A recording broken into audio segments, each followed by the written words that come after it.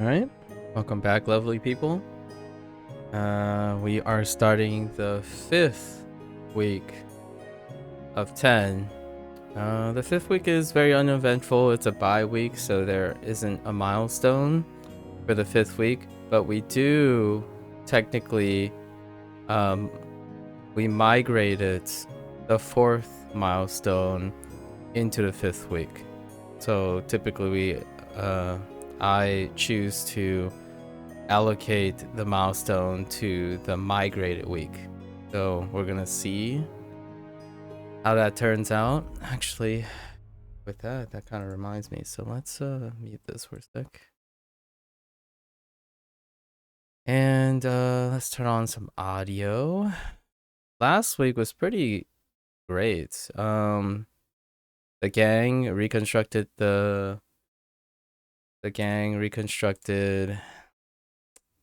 realm engine. More or less, it led into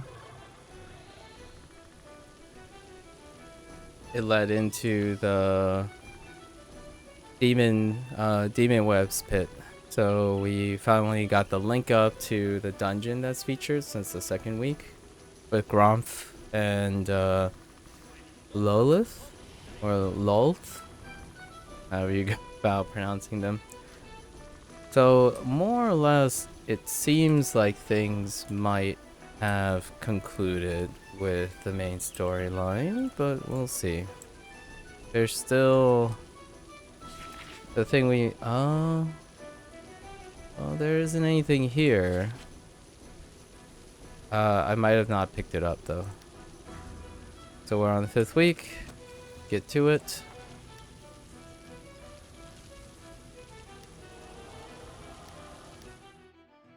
Get back to Narbondale. No one can stand against us. All right.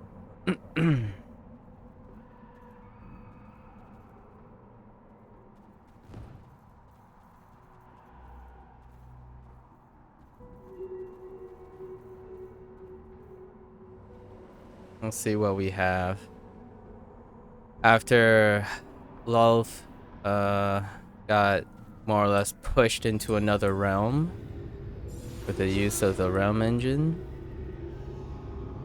It doesn't seem... Here in House Fabranch, we strive to show the Earth. We have all the weeklies. I've got so much Oh, here to we do. go. You look like someone who can help. Interested in getting your hands dirty? So Nori has the peeps. Even with the deployment of the realm engine, the barrier between our plane and the abyss is still weakened. We believe that the influx of abyssal energies will wane over time, but the process will not be a quick one. To help aid in the efforts of holding back the flow of energy from the abyss, I would like you to work with Virais Arcadbar. He will advise you on our next courses of action. Okay, so sealing up, patching up the realm. We've got a problem on our hands. Gromp Bainray is seeking to disrupt the realm engine and undo all the work we've been doing to protect the city.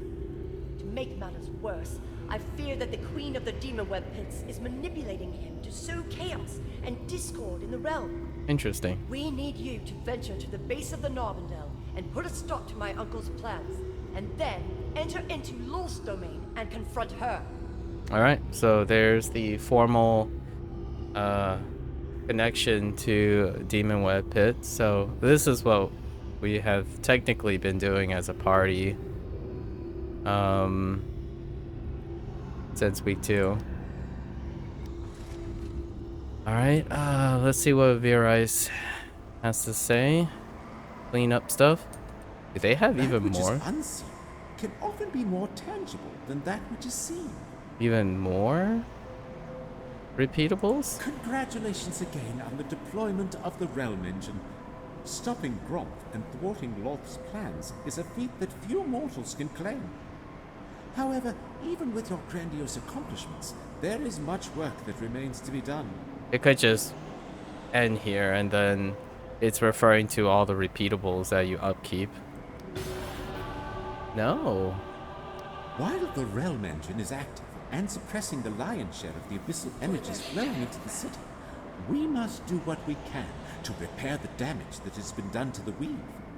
Zegna has come up with a means to use channeling conduits to siphon off energy from magical fonts within the Narbadellan. Once you have placed several conduits, I want you to enter and close some lesser abyssal tears. While you keep the fiends dwelling within occupied, our mages will attempt to use the energies to knit the weave back together. Interesting. So it keeps going. We should grab all these other ones. I guess we're migrating. I don't think we're migrating If you these come things. to speak with the house wizard for Branch, I'm sure we can find a way So we to have stop 20 this strange migrated on repeatables, but let's grab Babe. these. The Narbendellan. The scholars of I won't it is pass done this. then. You adventurers are both resource. You already get 100 sigils of weeklies already. Made a comment about that last week. It's incredibly generous. That gives you more options on how you accomplish these accomplish your weekly haul. Okay, so let's set aside these things for now. And the demon webs pit is probably, yep. Absorbing conduits, alright. Overlapping with some stuff that comes from the wizard guy. Totally forgot his name. Eckert? Something like that. Ekar? Alright. Mosey on over here.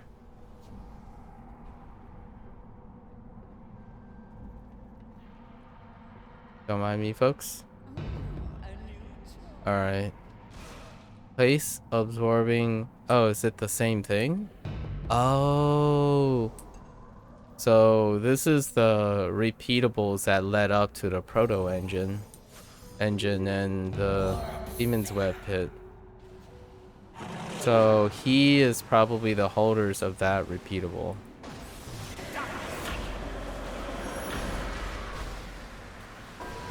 Why do these guys have such big big aggro ranges, man? So mean. Alright. So this is one of the lead ups to, this is one of the last week's thing. That's why I knew to check the red geysers, the energy leaks. And after this, you do a lesser tear, huh? I wonder if the lesser tears are unique from the Abyssal Hunt quest.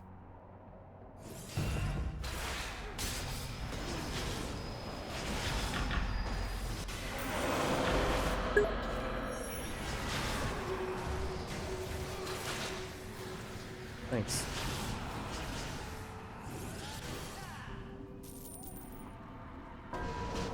Okay. Close abyssal tears, 0%. So let's do our abyssal tear weekly, or our abyssal hunt weekly. We start the circuit at the front, right? And I'm using the Sentinel because we just grabbed the tricky reversal mod for just loot. Doesn't really impact a tank, a self-sufficient tank, whether you get hit by it at wills or not. I only do this on my Sentinel because it's the only one that has a offensive quality while having defensive and self-healing. Pop it up. There was a patch, technically, I guess. Maybe Manicore's Bane is not borked. It's borked. I didn't even at will this time. So there wasn't an alternative source of proccing it. It's still warped on the Sentinel.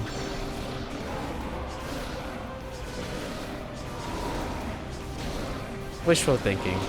I generally check every time.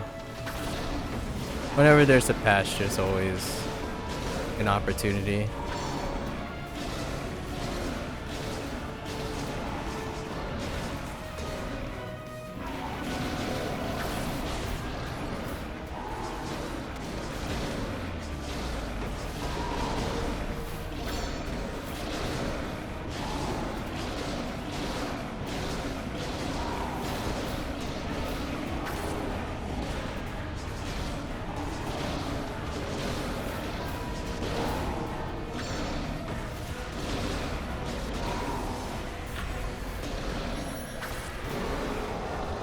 Okay.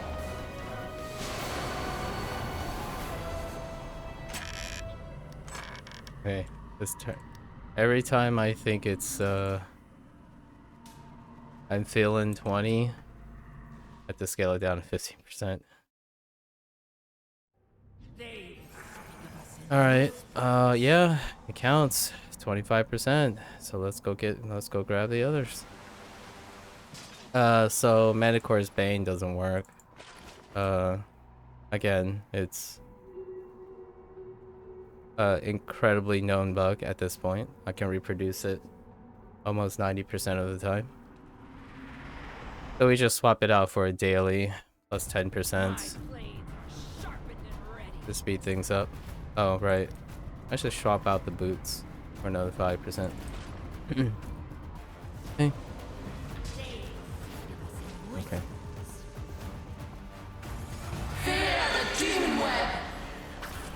You're so loud.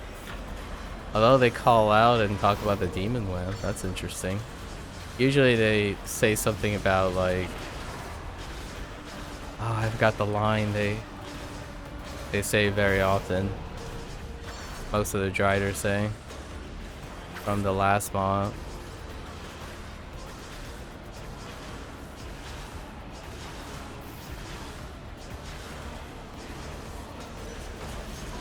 We did so many repeatables last mod. Just got used to hearing it over and over again.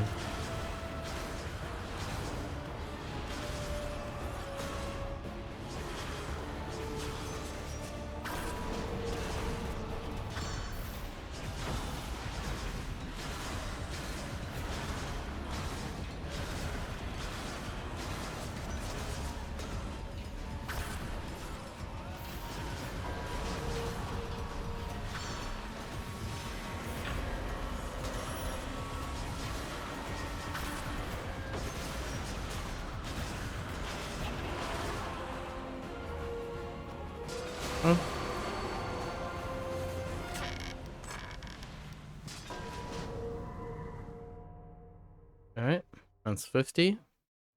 I stand with my brothers and sisters. I do this when I do this circuit whenever I feel like trying to like move my hands a little bit while watching, I don't know, watching Futurama or Bob's Burger, something like that, or maybe even watching a movie or two. I do this circuit. It's about a 20-minute circuit for the hunts. At the same setup, just Sentinel, AP Sentinel, all single targets, all boss bonuses.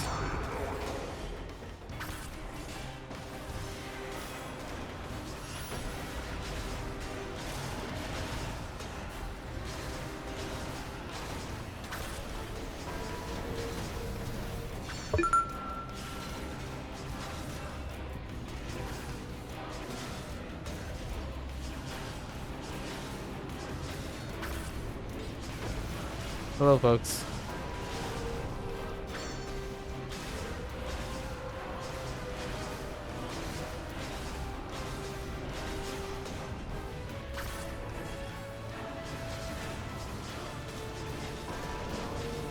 I am. Thanks for the wishful thoughts.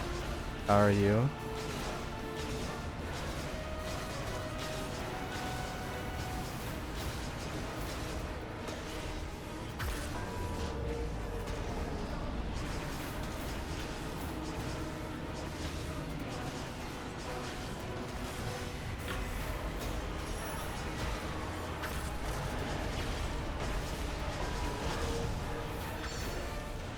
Long day. Enjoy destroying Belgos? Wait, which one's Belgos? Is that the first boss of Demonweb Pit? I am a Drider no more. Oh no. Oh, the thing that I was fighting? Oh. That's his name. Yeah, sure. Sorry, I was in thought about something while I was doing that. Yeah, we're just doing the bootstrap for week 5, so we just started.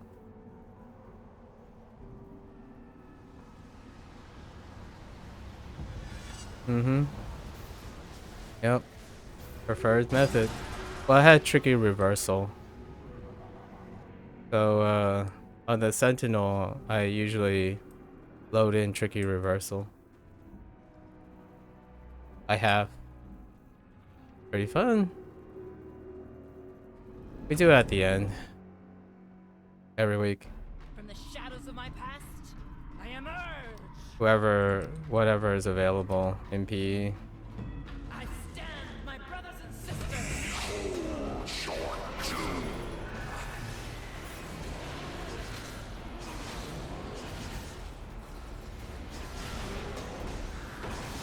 By we, I mean I, and whoever LFG something.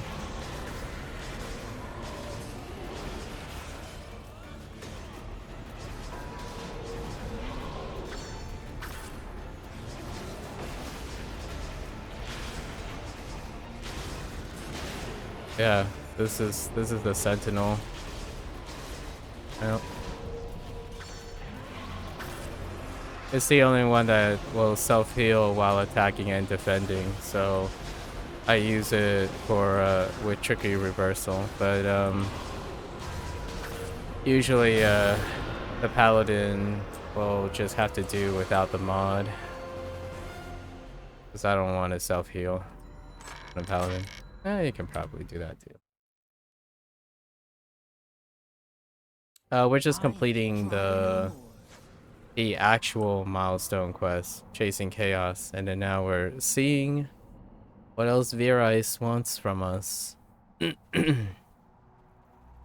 migrate the milestone quest from the previous week because of currency overflow. That should do it. Move on to your next challenge, adventurers. If you're running tricky reversal, you will kill yourself most of the time as a blade master. Unless you want to run around and wait till your encounters refresh. Yeah, there's not enough healing even with health stones to not kill yourself with tricky reversal. Thank you. While you were keeping the fiends occupied, our mages were able to use the harvested energy to repair portions of the weave. We are still a long way off from halting the abyssal incursions, but this is a task measured in years, not days. Take this token of our gratitude for your assistance, and stay near, for no doubt we will be needing your aid again soon. He most certainly sounds like a guy that would stab you in the back. Freaking beer ice. All these high-born nobility of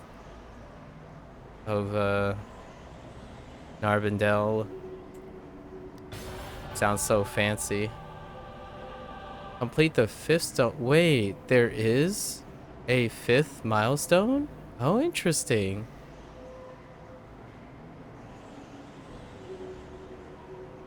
Oh, yeah. Yeah. So, man, they did put something in for the 5th milestone.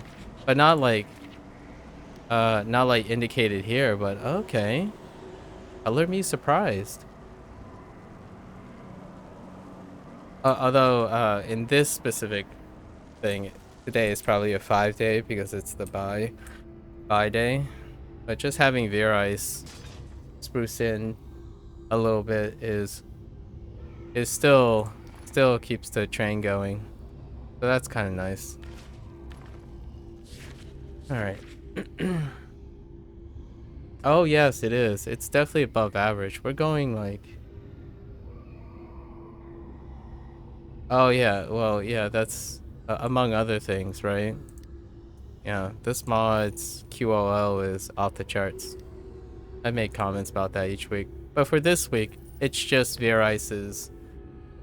So Nori, I keep pronouncing it like it's Japanese. Nori is so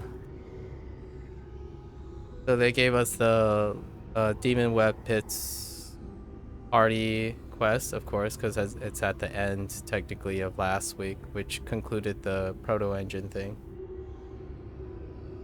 Naughty. Love will pay. That's a fun name too.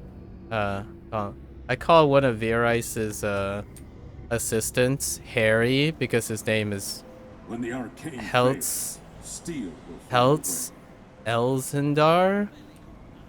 I just call him Harry. Freaking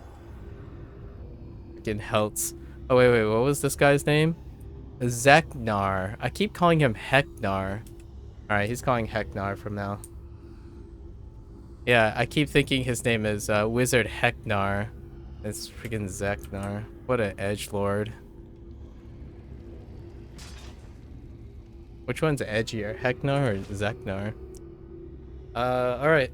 So I guess we're just gonna fill these in. See if we can migrate some stuff. So this is A-okay. We do this. We will probably push and migrate this stuff. Yeah. And then you get this autocomplete. Huh. Trying to think of how we're gonna migrate the other. I do all 3 tunes. So all 3 tanks every time. So I'm just thinking of what to migrate and what to rotate. Let's get in the pattern. I have heard from Vera. Okay. Oh, I just realized I think I overcapped. Oh no, I didn't overcap. Don't mind me. Just getting rough astral diamonds because 5,000 currency limit. Oh wait, we can do this.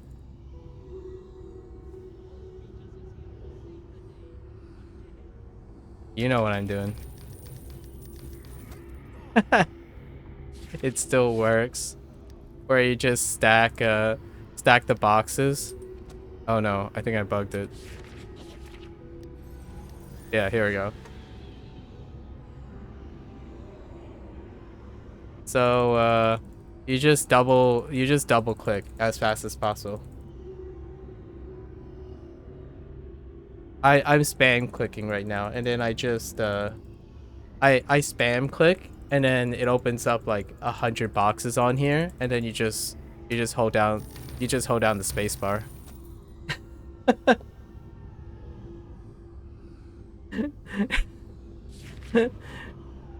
But you wanna but you don't wanna hold down the space bar too much. Like it cancels a lot of the things. So you're supposed to you're supposed to not hold down the space bar, really. Like it can go too fast depending on what your ping is. So you just lightly tap. Just lightly tap. Like this. You have to wait till the previous thing completes depending on your ping. So you just hit spacebar every once in a while. So the bottom left, you're looking at the bottom left, right? And then that's it. That's how I do it for pretty much anything that is redeemable.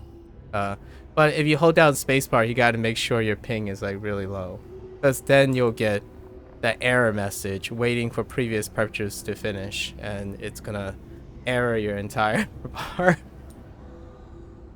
I mean, they could just allow you to trade in, they could. It would be nice if you just not have to click this over and over again, but you can do it pretty much for most of the stuff.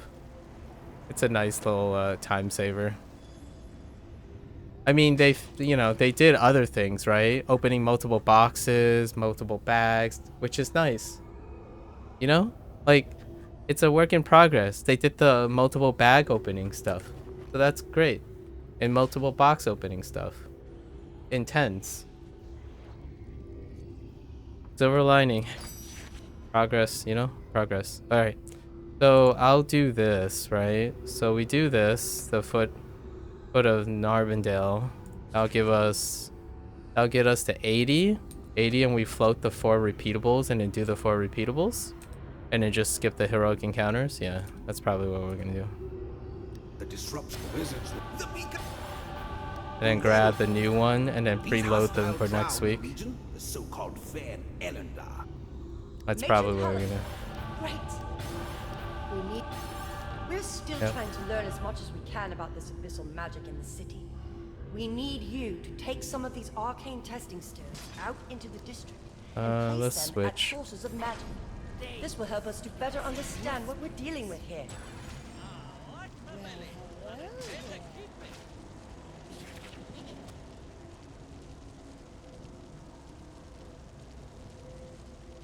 Five more years, you'll have the basic quality. Yeah, maybe.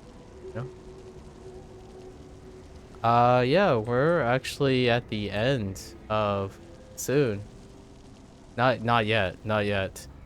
We're like 2 streams away on the Victory Lab on Yakuza 5. And we're probably like 2 or 3 from Yakuza Like a Dragon.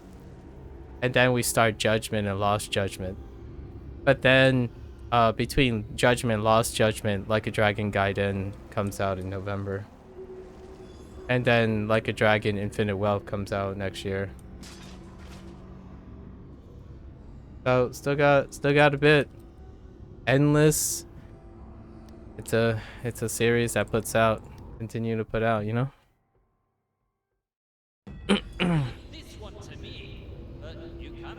It's finally time. I need you to clear a path to the Yes. ritual site. When you've cleared the area, send a signal, and we'll get the realm into. Wait, did they block this off? No, they didn't. Okay. Hey guys. We don't really need to do any of these. You just skip to the end. Or you don't have to clear a path, like she said. Don't need to clear a path. Just run to the end.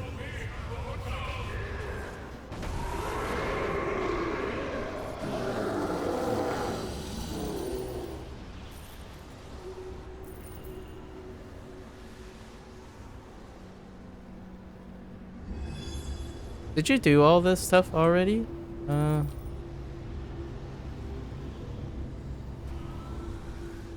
Are you doing this stuff? Oh. Interesting.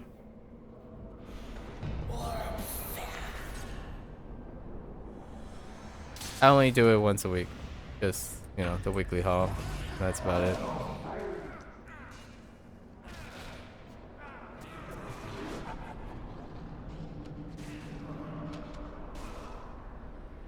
Alright, so we have to gather these peepos. Hi. Hello. Hi. Hello.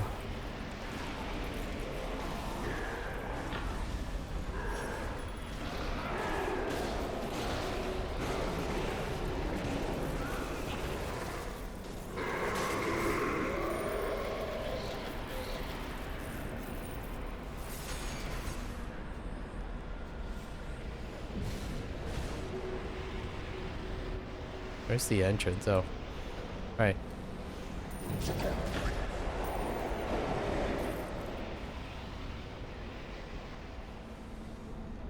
Just unlocked the dungeon. Been running that. I capped my weekly haul. I like to save all the main to do near the end to follow the story. I see.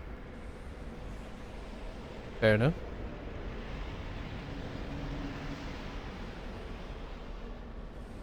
That is certainly an alternative approach.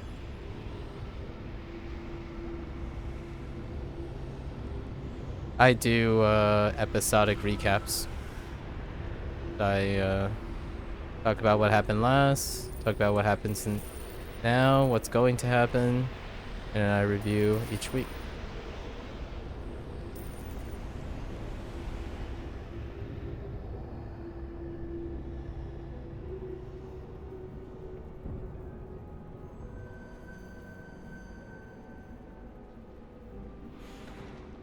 Fair enough. Seems like you know what you want, you know? Fools! You're disrupting the ritual!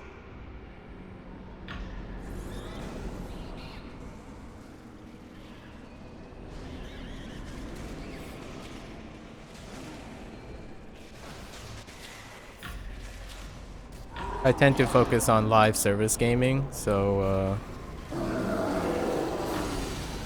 I bootstrap through the mentality and the approach of enjoying a live service game over treating it as not a live service game. Little Grump, you were in my web long before this day. Retreat for now! We will return! Activate Helps the get relevant into the psychology of it, you know?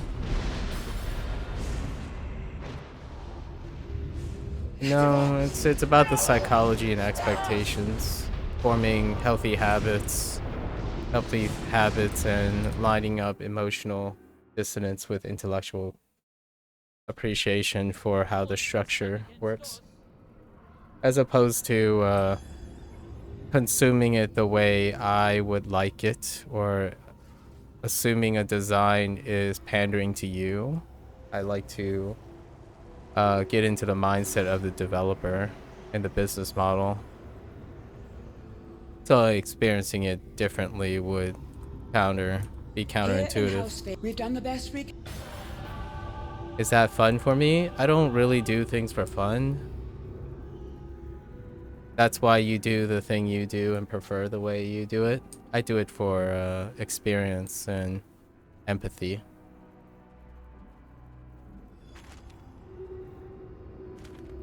There's a different approach, different purpose of playing and observing things, evaluating things.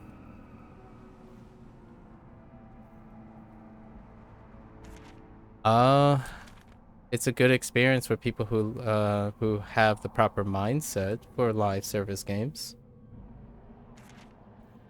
So it wouldn't be a good experience for you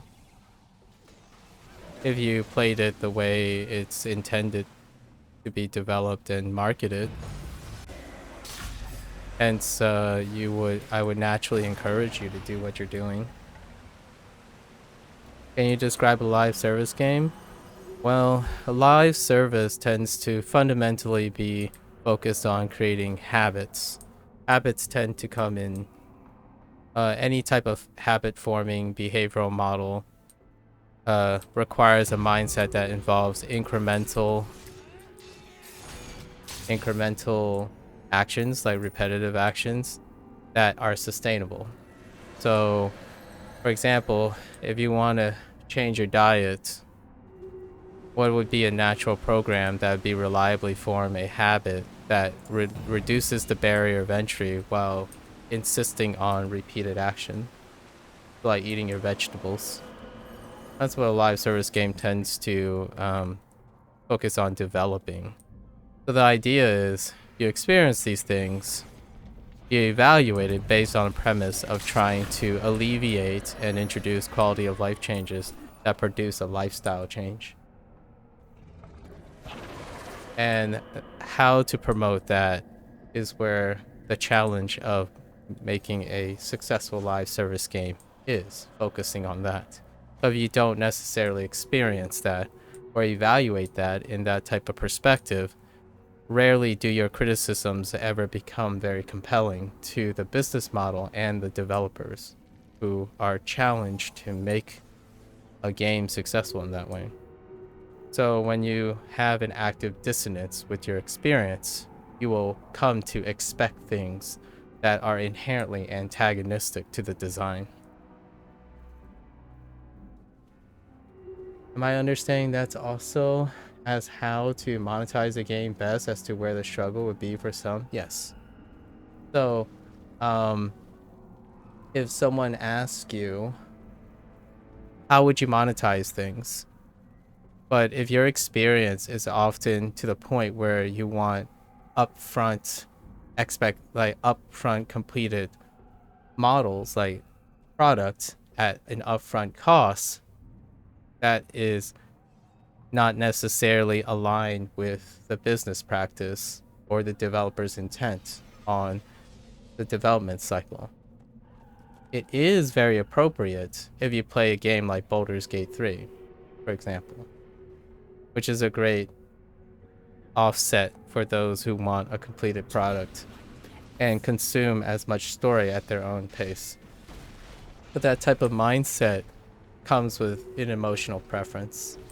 And your emotional preference, in order to enjoy this game, you have the flexibility of choosing to make it your experience, which is great. However, while you have the flexibility and emotional maturity of enjoying a product outside its intended model, right? Its intended business model, that's great coming from someone who has a lot of loyalty, experience, tolerance, and maybe even a lot of self-awareness. It doesn't necessarily inform where to go forward in a game bound by a business model and a development cycle to be evaluated and approached to help guide design choices for newer players who may lack your experience, your emotions, your loyalty, and your background in RPGs. I tend to experience these games like I don't experience single player games. Again, to why I don't do events anymore. They are extremely grindy, offer low in a way of enjoyment. I notice I often get frustrated hoping for change, which I see now is perfectly good. Either do it or yes. Yeah. So I think you're doing a lot of extra work to make yourself enjoy this game. And that's very admirable. That's you're offering a different perspective where, hey, if I'm a person who really wants to enjoy everything all at once, you can make commentary on that. So you complement the different perspectives, right? And I'm playing this game deliberately in the manner that the game will be done. Like every week you play like once, largely once. And so then I make criticisms or things, maybe something to enhance the retention for the way. Yeah. So it's fun solving the problem. It's fun looking at where they're going or what, trying to infer and determine what they're aiming for. The game itself, it can be fun, but my intent is not to have fun. My intent is to learn something. Would you say they're basically selling solutions to problems they intentionally cause? That's a interesting way to ask that question. I'm not inherently a cynical person. Cynicism has very little place in pragmatism. So I would say I haven't thought about it. One, I would say it's fair. One can interpret that. If they are, especially one that might be quite cynical about business models. Because it is a pro-profit. It's a video game, right? It's a live service game. So it is intentionally made to make money. And one can interpret the cynicism of creators by inferring that they could intentionally cause it. The business model,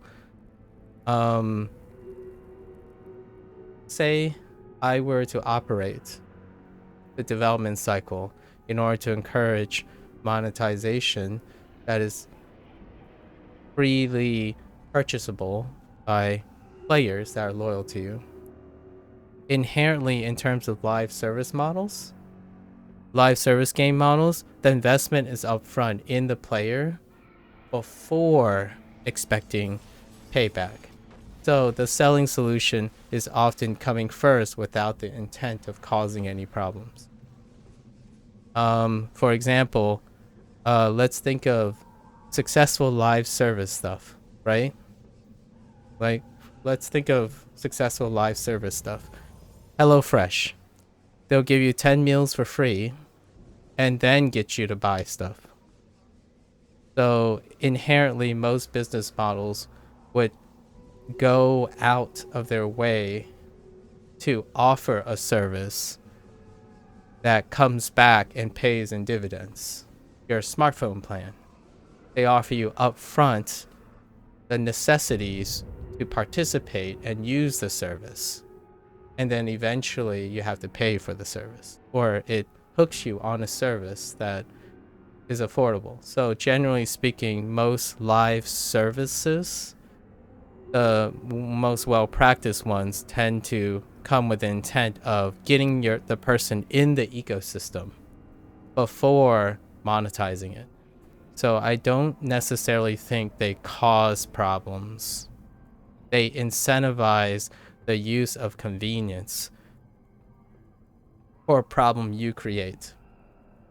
So the goal here is the most successful live services tend to try to get the consumer to realize they want more. And once they're successful, they can sell the ecosystem. And that's kind of how the most successful live service games work. So you can play Fortnite for free all the time, what have you, go for it. But because you're stuck in that ecosystem, you begin to be compelled to invest in the ecosystem. Works very well with Apple's closed ecosystem or Nintendo's services. Like, I forgot what the Nintendo's package is called, but you'll want to have the player interested enough to want to invest because they're enjoying themselves. Yeah, whether if it's malicious or not, that is the initial goal. I think it would be a very dangerous gamble for a business model to focus on the intent of creating a problem where there isn't one, especially a live service game.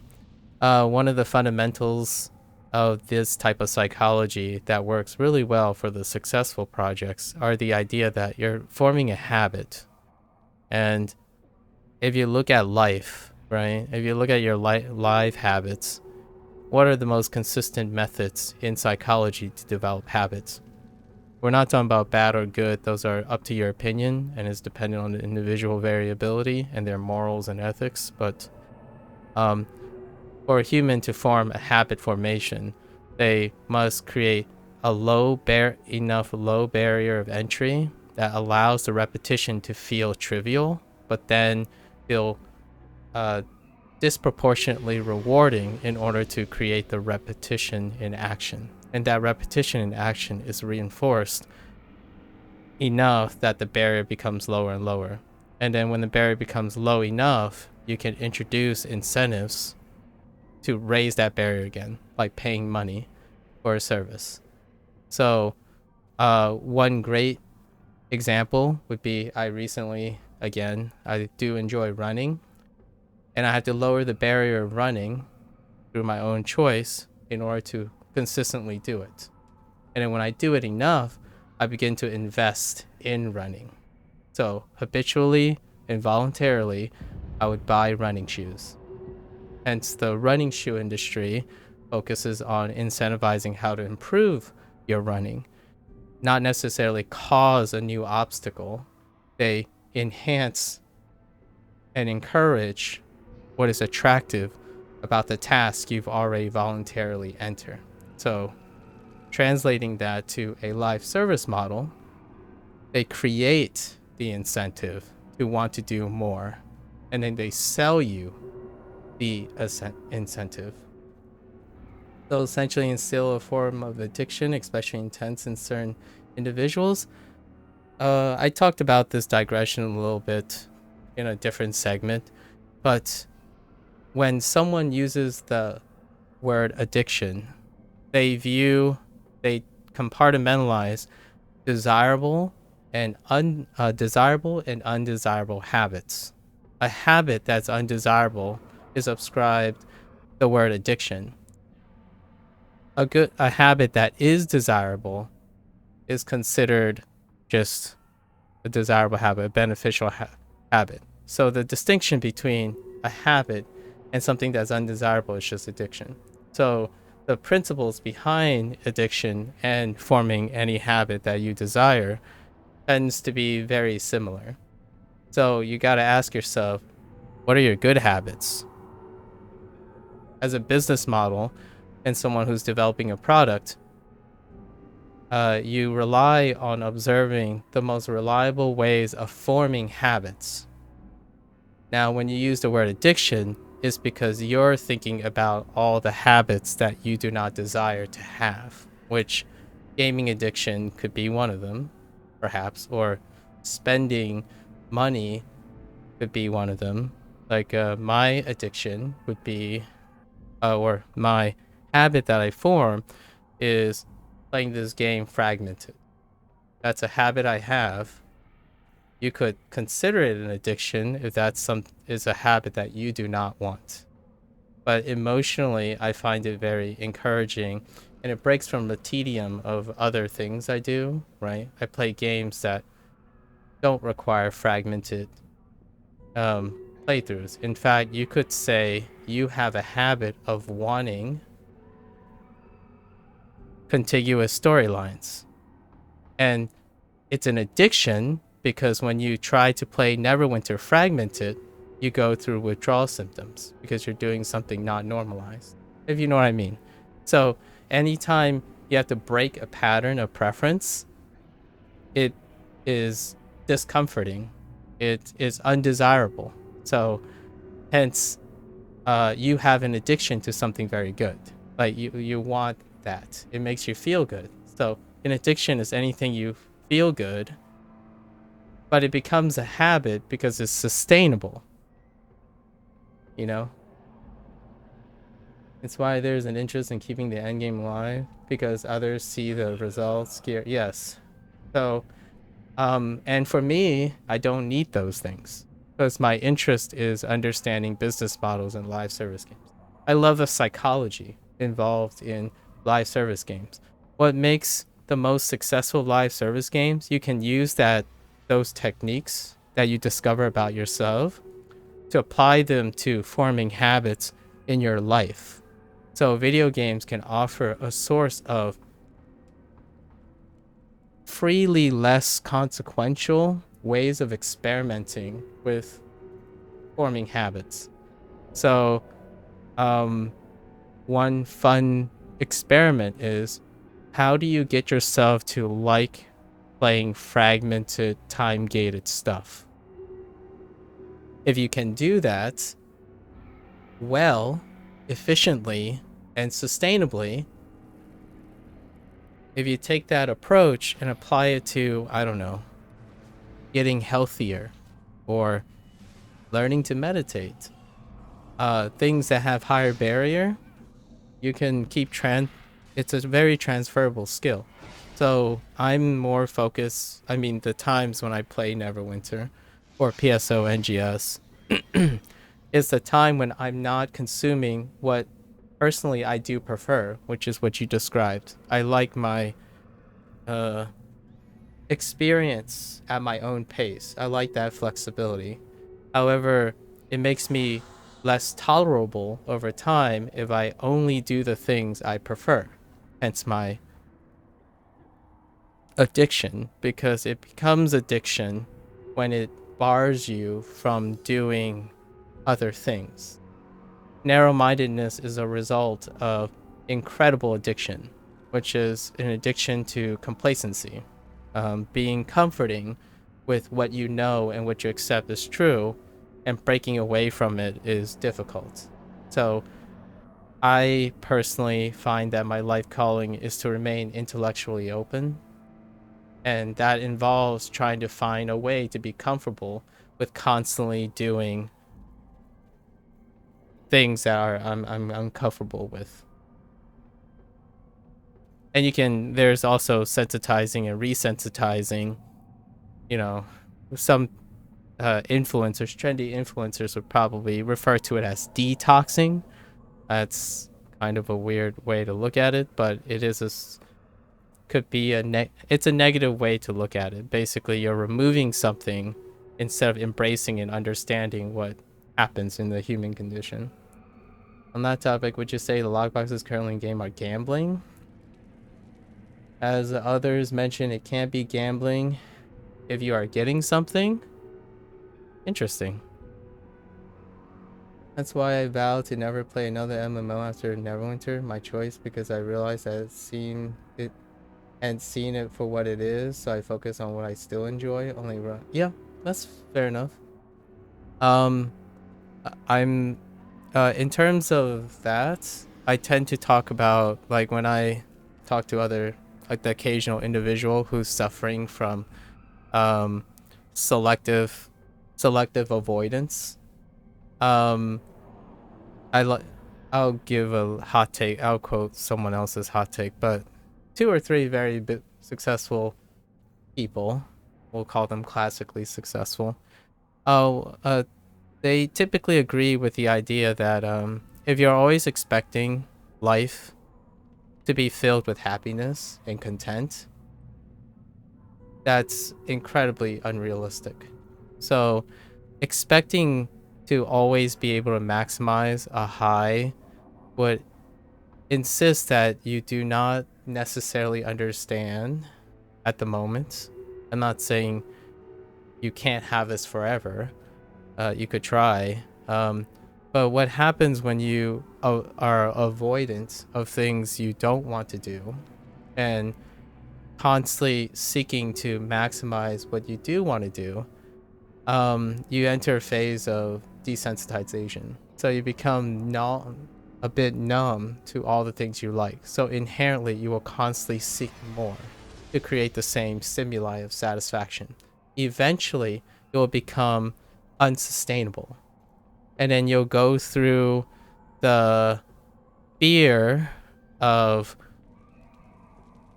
it will accentuate all the necessities. So your condition to stay happy or doing what you want will continue to go up. It's kind of like if you get good at a game, for example, that diminished return in emotional satisfaction continues to drop as your proficiency goes up. It's a really common human condition, and that's what creates addiction a lot of times. It's all relevant to what we're talking about. It's understanding yourself through repetitive action. The worst is FOMO. FOMO would be one of the natural progresses of being too invested in things you only like. So you lost your knowledge, you're getting insensitive to your current standards, and your standards continue to rise because you focus on the same stimuli over time.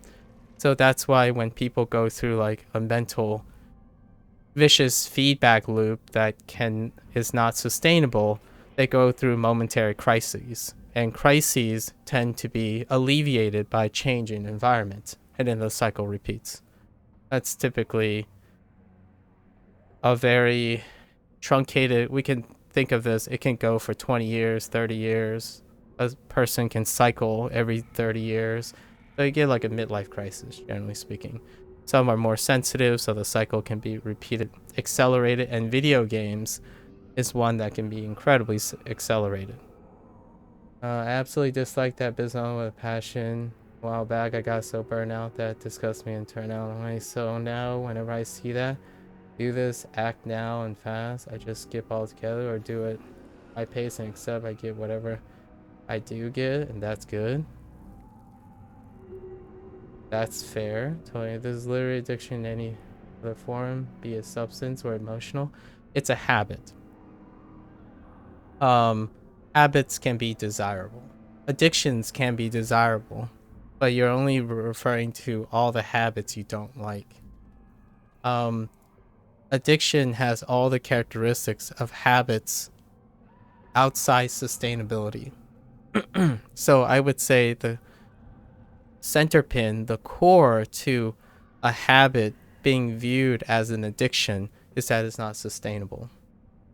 And truly experience a good high without the lows. There has to be that balance. Yes. Yeah, stagnation. I usually refer to stagnation in terms of the emotional standpoint as complacency. So when you become complacent, your standards need to elevate. And then when the standard continues to elevate, eventually it becomes asymptotic. So it will reach a fever pitch, right? And that becomes no longer sustainable. And then typically a person would either become numb or they become so intolerable that they go through a mental crisis. And that is what live service games have to battle every single day. So like if you're a developer and you have a business model, like your executives, they have to collaborate enough to understand how they can create their business model to be sustainable long enough before an environmental change. Basically, either the game shuts down and a new project is introduced, a change of environment, map out the longevity, and repeat. So it mirrors what you need to do to form a habit, leave the habit, develop a new habit. In life, your mental structure and your physical well-being and mental, specifically your mental well-being, is through the efficiency of creating new habits, dropping those habits, starting a new one, and then returning to an old habit if you so desire. So it's often live service games in part one of the most difficult tasks humans have, which is the ability to incentivize change, instill the change, create the habit, sustain it for a fixed amount of time that you expect realistically, be able to exit that habit and embrace a new habit. So that's what hobbies are, right? I'm describing hobbies, and hobbies contribute to quality of life, but a sustainable hobby is incredibly rare.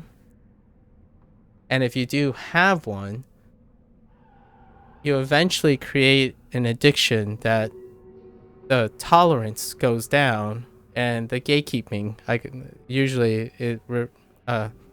the thing you observe is the rise in gatekeeping, which is your standards. Your standards continue to go up. It deals with acquiring skills. Skill acquisition is very similar. I'm like repackaging the human condition over and over again. The human condition of the balance between complacency, like stimuli response, and mental well-being.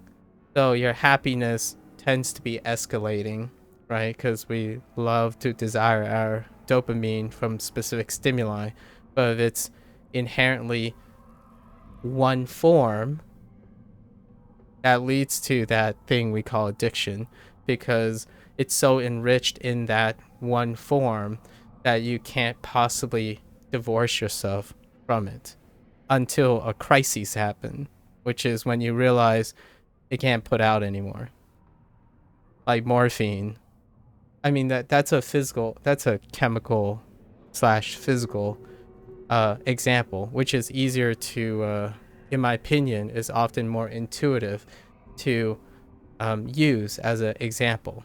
But now we're talking about mental habit formation, like having a conversation like this. My conversations become inherently longer and longer and more extravagant or verbose because I specialize in this skill. I choose voluntarily to specialize in this skill. But from time to time, I must participate in being not this. learning, relearning, and having conversations on exchanging platitudes and not becoming too over analytical, right? That's the way to balance it. And sure enough, that's what I do with Neverwinter. This is uncommon for me. I play live service games, but it occupies far less of my time and thoughts. But I do this in order to remind myself alternatives and other approaches. People enjoy this intuitively more than I do, and I want to understand that.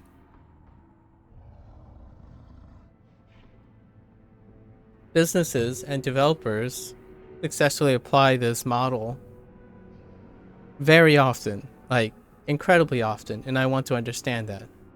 I don't necessarily think it's my preference or what I want. Like a dragon is what I want, but for the time being. And I always say for the time being, because eventually I develop a new habit, move on. Because without moving on and coming back, things get you're embracing the human condition. If you can accept that mentally, it could help you emotionally. But if you can't and you don't understand it, you can enter a vicious cycle with yourself. Like, it's to the point where some people hate to love the thing they hate, like they used to love. We've seen this with Neverwinter, right? You hate to play something, but you still do it. And those are people who don't necessarily have enough self-awareness to know that it's actually very reasonable the way they feel. It's a very classical pattern for someone. Just going cold turkey, I get ticked enough that you just don't want it anymore, and now it's, yeah, that's the crises. So when you go cold turkey, that's a crisis break. You basically just had enough. For me, I wean off. I go in and out on a steady slope. So like I exit gradually and I enter gradually most of the time. The reason why I can't really answer, is this game fun? Is it good or bad? Is the way I don't, most of the time I don't do things because they're fun. I do them because I'll learn to like them, or I'll learn their significance. So, because of that, I rely on other people's interests in order to find an intent of investing in time. And live service games are ubiquitous, right? They're almost the most lucrative model. So because of their popularity, and I'm not talking about sentimental popularity, just pragmatic popularity, I want to understand it as best as I can. And in order to understand it, it's not to do or participate in it in the manner that suits me. It's to participate and understand it in the manner that you're trying to understand the people who create and model these things. And that will give you a lens into, perhaps you have some constructive criticism in the future for it. But without experiencing it as is intended, it's difficult to be critical emotionally or pragmatically. Typically emotionally would be, this is not my game, I want it this way, right? And that's very fair if you experience, if your route to enjoying something is making sure that it meets your expectations. That is almost the most logical way of approaching it. For me, I'm trying to be pragmatic, and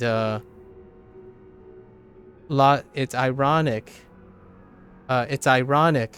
But to be a human being, to approach something logically, they also have to be emotionally invested, right? You have to weigh your emotional preferences. So inherently, I'm actually approaching this thing less logically, and I just refer to it as pragmatism. A lot of times we have this Spock moment, right?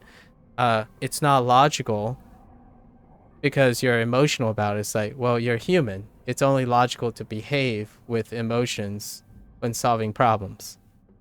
It's illogical to avoid your emotions. This is a long-winded discussion, but it's kind of like a paradox. For me, I want to learn the emotional state and intellectual state of someone who is not myself. And that is very difficult. But the first place you can do, and video games do it very well, is to literally participate in it as well as you can. And that's kind of what I do. So in order to give a true reflection, I guess, trying to simulate what it's like to play this game if you have no prior knowledge, no preferences, no RPG background and stuff, and maybe you like D&D. That's the experience that I'm going for. Now, that's kind of my brand, like that's kind of my brand of what I want to record. But when this stream goes off, like, I do things based on my own preference, for sure. I record things for posterity because I want it to be maybe useful in some way to someone. It's like, what does it feel like to play Neverwinter? Well, it's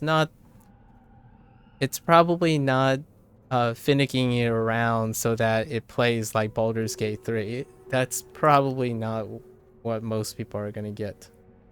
So I'm trying to think emotionally, who do I pander to in terms of this game? Well, first I have to clarify what a live service game is, maybe what a reasonable expectation of live service game is, so that when someone approaches this game, they won't get angry at me for misleading them or something like that. So if I'm talking to someone who's emotionally prepared and with the proper intellectual like information I'm providing or the impression I'm providing, they can be happier. So I steer the people away that would likely be unhappy with playing this game and attempt my best to steer people who prefer this type of thing to the game. And that's the stuff that I record. Like a dragon, I do not pander to people. I do not pander to people and try to convince them. Like, I'm not selling Like a Dragon. That's not my thing. I'm not selling Neverwinter. I'm telling you, I'm trying my best to know if you're going to like it or not going to like it. And it's not by understanding what my own preferences is. The more I express what I think the game should be, the less likely this person will have an accurate opinion about this game. Unless, big asterisks, I will sell the things that are aligned with me, which Neverwinter is not one of them. So I don't necessarily say I think it's fun or it reflects me, but it doesn't take away from how interesting it is to be someone not like me. And if you're into D&D and role-playing, that's what I'm doing. I'm role-playing as hard as I can. That's why we play, in my opinion, that's why we play role-playing games. But I'm role-playing beyond this game. I'm role-playing live service. I'm role-playing the player. What kind of players would this game attract? Let's think about it. It's like, well, if I'm a Baldur's Gate 3 lover, I will absolutely hate this game. For sure. Like, 80 to 90% chance. If I thought, oh man, that 500-hour session of Baldur's Gate 3, I need more D&D. Say, Neverwinter Online's interesting. I wonder what the experience is like. Not for you guys. I'm sorry. But you can always watch someone and watch all the fun things that are in the game and like gawk at the details. You don't necessarily have to play it because it won't give you the same mechanical feedback that it's like to play Larian Studios Baldur's Gate 3, for example. that kind of thing. But I don't play any Larian Studio games. So the challenge is to get the impression without saying like, it's not for me, so I can't possibly like it or something like that. It's kind of fun. I think it's a great social experiment. It keeps me happy and content, and there's no shortage of people's perspective. I mean, we're on the internet after all, so there's no shortage of trying to embrace another person's opinion that's not yours and trying to understand it, at least momentarily. So every single day I'm role-playing someone, I suppose. And that's the fun aspect. That gets me on stream and on Twitch and all the time. Like the endless experiments. It's impossible to sustain, so could a change in patterns, higher drop rates becoming lower, be a way for them to reset that high only to bring it up again? Yeah, but it comes with adoption, right? So can it survive? It does sound fun and give you a bunch of different yeah. It incentivizes not behaving like yourself, which is not recommended, obviously, when you are outside, right? But this is games are a platform, and when you're playing a role-playing game, one of the in my opinion, one of the easily fun thing to do is roleplay. Like, I'm inherently trying to roleplay here. If someone absolutely hates the game, I have to roleplay and understand how this person hates the game. And with that ability to roleplay, I can make concessions and try not to offend the person while also openly suggesting something else, right? But at the same time, I have to also resonate with them. Like for me, I want my stories contiguous. Like, I understand I can empathize with you. I'll even state specifically when I can empathize with you and when I cannot. It kind of hurts to have fragmented stories. In fact, in Like a Dragon, I play through the story, the MSQ only, even though the game is largely not designed in that way. But then I play it through fragmented. And then when I finish all the completionist stuff, I do a victory lap, which is playing through the whole MSQ again. So I'm trying to like broaden different perspectives. So depending on where you catch the content, there will be something like in the beginning, if you just want to see the MSQ, I play through the MSQ contiguously as possible as I can, with slight side trips, because games don't necessarily allow you to do that, especially Like a Dragon games. But then at the end, it's the pure one. So you get the best of both worlds. Haphazard version, full contiguous section, or what if I just picked up the game? Can I do it? Kind of thing. So as many perspectives as possible. It incentivizes you to play a game over and over again. I'm like, how many different ways can you play Neverwinter Online? Now, let's just say that's a work in progress for Cryptic. I play PSO2 NGS because there are far more than one way to play the game. In fact, two of the most popular ways to play PSO NGS has nothing to do with its core combat system. And Neverwinter Online is infamous probably from taking it away. Do you like playing it multiple times in that manner?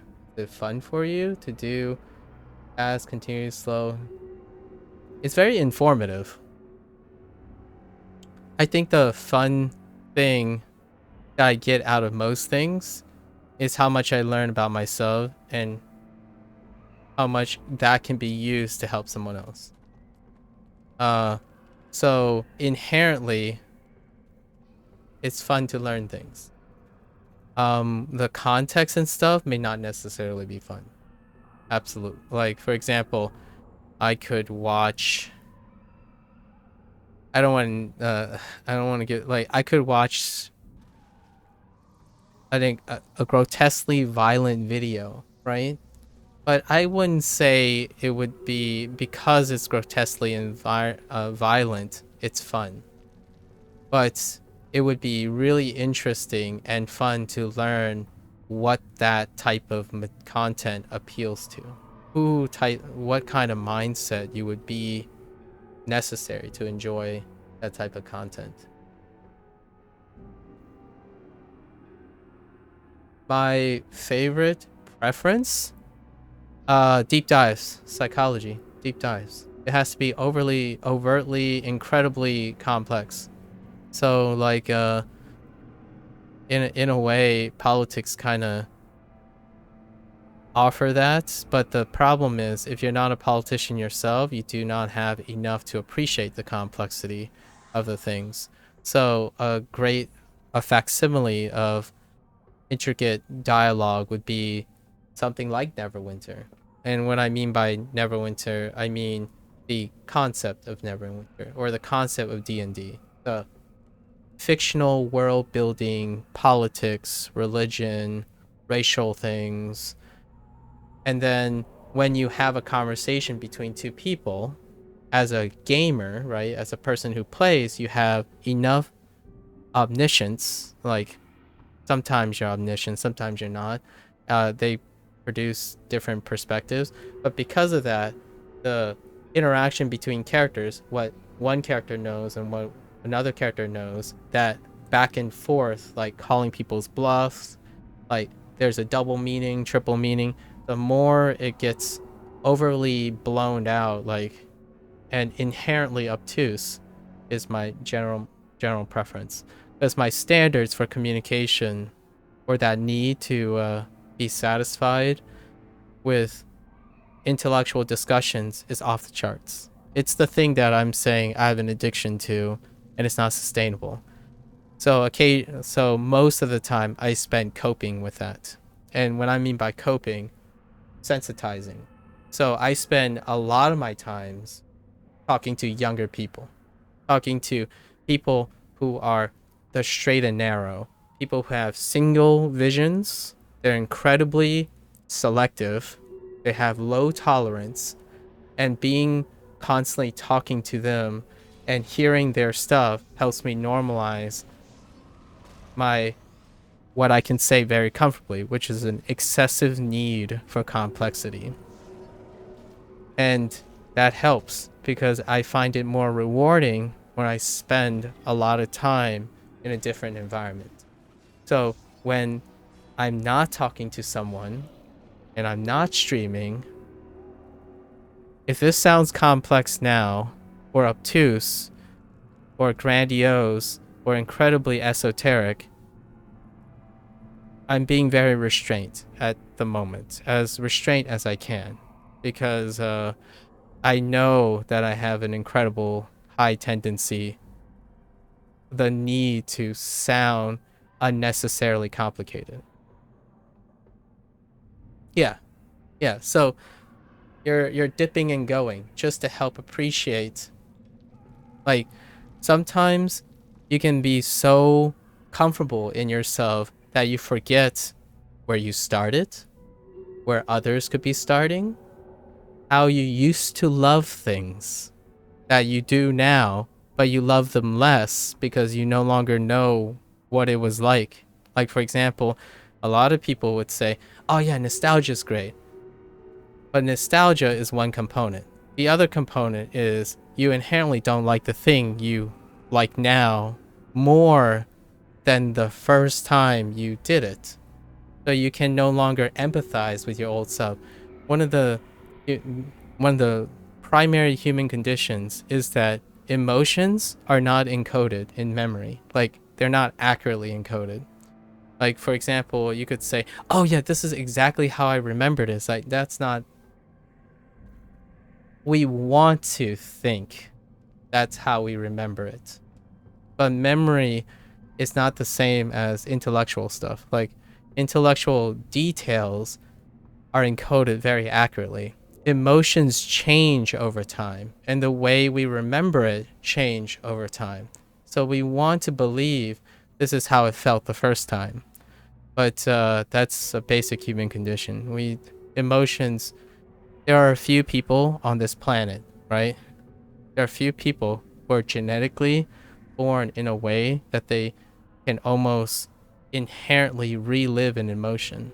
But the way to achieve that is they constantly relive that event. Like, so we're not any of those. A healthy human being tends to not have to cope with the idea that they continuously remember the emotions the way it is. Because imagine having trauma or any form of negativity, and you have to live that event identically over and over again. For the safety and sanity of how humans work, we typically do not have great emotional memory. So in order to get that emotional memory back, in order to like create contrast and range, we have to experience other things. So like experiencing a negative thing accentuates experiencing the positive thing, even if they're not contextually lined up, because we can intuit emotions out of context. We don't need an intellectual context to be able to sensitize things. So inherently, you can make some of your habits sustainable. Preferably, you can create things undesirable and participate in them in order to enjoy other things. Healthy lifestyle, having a job that you kind of don't like in certain aspects that don't overlap with a hobby that you like in different aspects. And then you dislike something in your hobbies that your job offers positively. And what happens is, while you don't like specific parts of your job, it accentuates the stuff that your hobby provides. Your hobby doesn't provide certain things that your job provides. And that creates a balance of stimuli. So inherently, when I'm talking to like young people, right, or younger people, or those who are incredibly privileged, there is some overlap here, but we won't go into that here. They suffer from specific things, and it's the desire to be consistent, like consistently stimulated in a positive way. So in both cases, they are very inherent, and it could be young privileged people, avoidant behavior. And trying to communicate in a very emotionally empathetic way to get them, in my opinion, to encourage them to realize that avoidant behavior is a beneficial, reasonable solution to their non-sustainable need for more positive stimuli.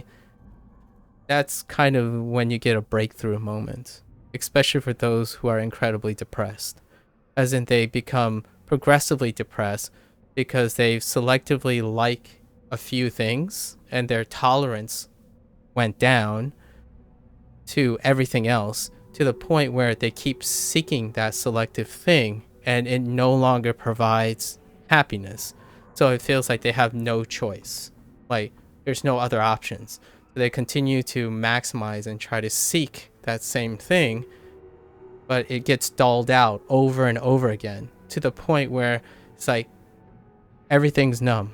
And then now you are stuck with the thing you love that can't provide the stimuli anymore, and everything else you hate because your tolerance has gone out the window because you've invested everything in it. That's kind of like asking a specialized blacksmith to give up blacksmithing after doing blacksmithing for 60 years. It's practically the end of their lives, right? Like it feels like all the joy was taken out. So in some way, having something you like that keeps on giving is so rare. But if you do have one of those, there are examples of that.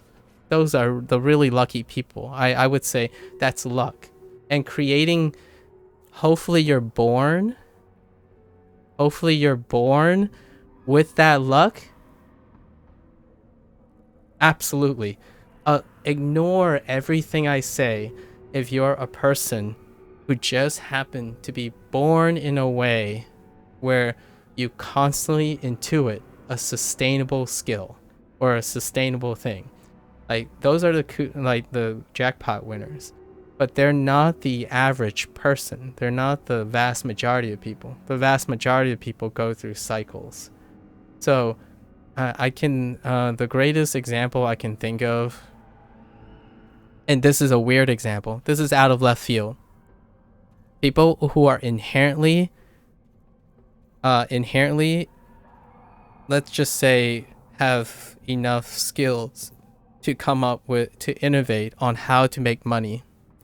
If you are inherently obligatorily greedy, but you so lucky enough that your ideas that you intuit trends with acquiring more more money, you can probably go through a whole lifetime with that, with it being sustainable. It's not sustainable, but it will go beyond your lifetime. So if you're one of those lucky people who have a skill or a hobby or some sort of habit that is not sustainable, but it outlives you, nothing I say is relevant, in my opinion.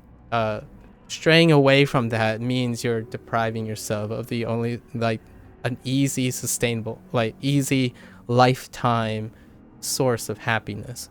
But for most people, that's so rare. Like, being born with exact and everything trends exactly the way you want. Those are the lucky ones. But I'm not encouraging luck. Like, I wouldn't ask someone who's suffering from finding their passion and whatnot and just say, hey, steer clear of it because eventually it's going to stop giving out. I can't guarantee that it's going to, I can't say it's going to give out. I don't know that. I'm just exercising caution and encouraging. But generally speaking, the people I'm talking to are those who it already gave out.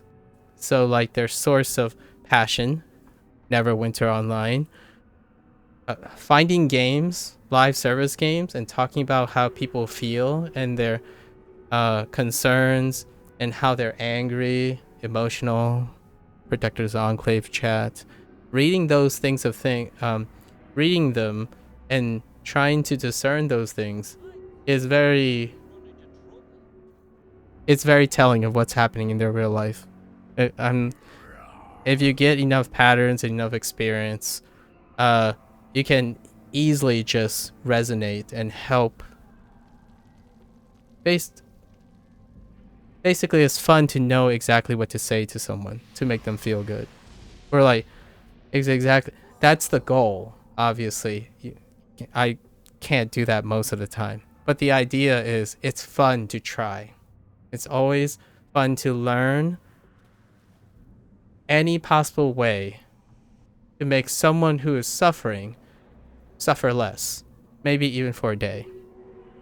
And that's why I do all these things. I think that's the most fun. The ultimate goal now is to build legacy for me. So the selfish thing is I'm building legacy, and my legacy is communication skills. And all of that is bundled in the idea that I have to experience as many things as possible, not because I'm interested in it. It's because it enables me to at least offer something to anyone at any situation. So it's to I had this digression maybe like a month ago about the value of words and walking the walk as opposed to talking walking the walk in order for me to talk the talk. So I walk the walk as in I experience things in order to talk to people. because in our day and age, it's a paradox now. The paradigm has shifted. The major form of interaction between the current generation, as in like Z and post Z, right? Alpha, I think that's what they're referring to as now, is predominantly talking the talk. So that's unequivocally the new walk the walk. But the problem is, my generation, at least in the United States, the millennials transitioned from the idea that talk is cheap, action means everything. But that's when we lived in a paradigm where the vast majority of interactions tend to be actions that doesn't involve the exchange of words. Nowadays, I would say 95% of my time that I'm awake involves using your words, typing words, reading words, and bridging language barriers and cultures. So you have to intellectually process most of these things, as opposed to fill it out, live by example, by like, I mean, you still get that on YouTube, like running on YouTube or like doing amazing things on stuff, but it has become deceptive because the most experience people have and interactions with that type of content is through comments. It's through exchanging words. So that is my goal. That's my jam. That's why I like being on the internet. I like being on the internet because the one skill that I'm addicted to is communication. And communication, yes, you can have non-verbal communication. Absolutely. But the internet spends predominantly well over 50%. I'm going to say conservatively, 70% of the time, people use language, words, spoken or written, as the major form of communication, not even face. Like, yeah, we see a lot of Twitch streaming and all that and stuff, so, but when you go out to communicate, generally you're the most comfortable using your words. And how to effectively use those things is so much fun, you know? Like, at least that's my jam. So I walk the walk. I play Neverwinter this way in order to express it in the same way, or try to express it. It won't ever be 100% great because I have my own preferences and my own biases. So they will flavor that, but it's so much more approachable and it makes one far more charismatic than projecting one's own projecting one's own inward likes. It doesn't make you a superstar though. So if you want to be a superstar, like for example, I'm gonna balance it out with some cons, right? Or some pros and cons of these things. If you want to be a superstar and you want to stick out, this approach doesn't make you stick out unless you emphasize the thing that you're doing. So I'll always emphasize that I'm a gatekeeper for communication. However, when I'm playing these games and streaming, that may or may not be apparent. Like, so when someone asks me, like, what's my favorite game I'm playing right now? It's the game I'm playing. And then someone's like, oh, so you're more of a vibe and go with the flow thing. It's like, no, not necessarily, but I'll try to explain it. I'll try to explain it as best as I can. I love to focus on the thing I'm trying to experience because I literally, I wish it was literal. I figuratively want to divorce myself from everything else in order to evaluate and determine what I'm experiencing now. And it's a fun challenge to me. Like, challenging things can be fun or they can't be fun. Like, there are things, but the greatest challenge is to divorce yourself from your preferences. And in order to understand Neverwinter, right, online, the design thing, I have to remember that I don't play PSO NGS. but I still bring it back in some way. First, I evaluate the product, and then I step back and provide perspective. But perspective tends to warp the evaluation of anything in general. And that's very human. It's the most normal thing. It's one of the human conditions. Humans seek perspective, and perspective creates emotional comparisons that may bias. It's baggage. That's what perspective is. Like, if you want to view it like if addiction is a habit that's not sustainable and you don't desire it, perspective, what'd you call it? Perspective is bias in the sense of the grand scheme of things. So the more perspective you have, the inherently more biased you are.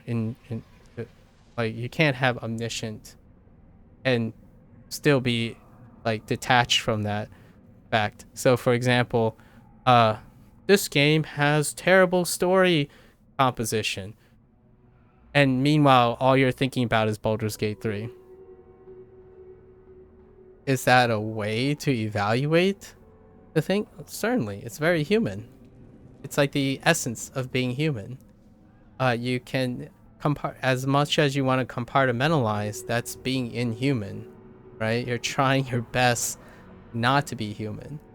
So it would be unfair of me to accuse you of being selfish and acting human by wanting to play Neverwinter the way you want. That would be very unfortunate, and that would be gaslighting and probably potentially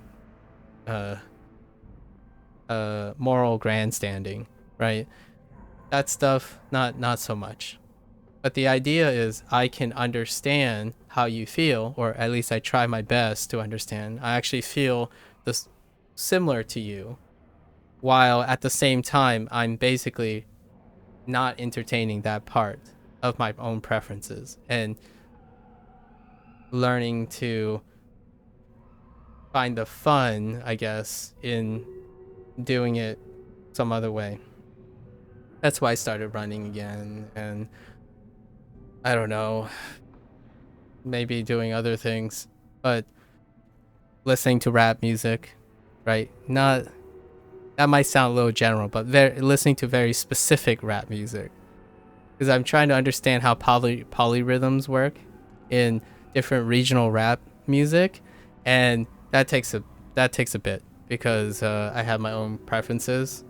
But in the journey of doing something that I don't normally do, our brains do this remarkable thing of like finding the joy in something you invest time in. But our brain also does the great thing, or bad thing, if it causes you to constantly do those things.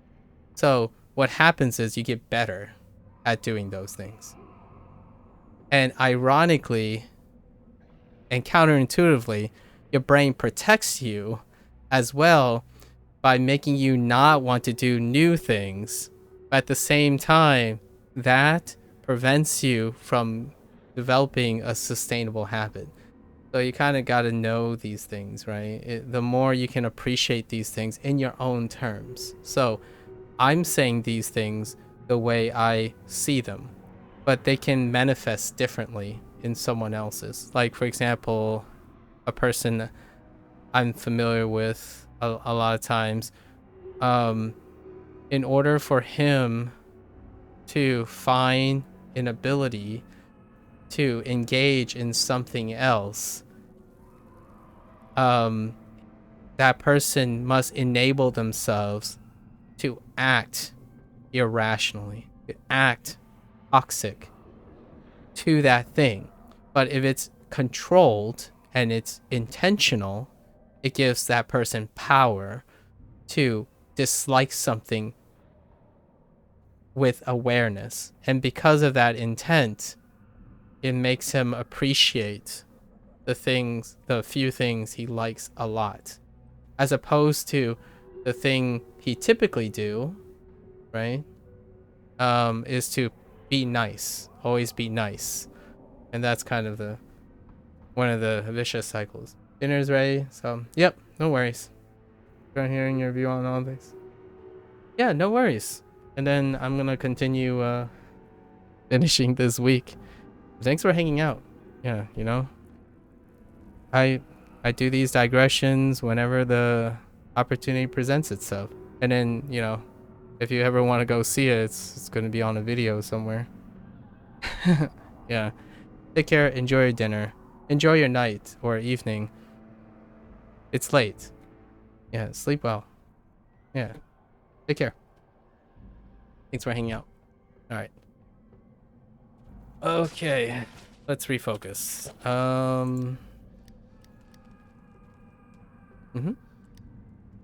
Thanks for the wishful thoughts. Let's see. So, refocusing. We did our 100, right? So now we're just gonna do our circuits for migrating our repeatables to next week for this character. So let's go do that.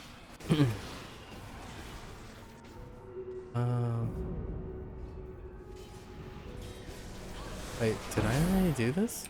No.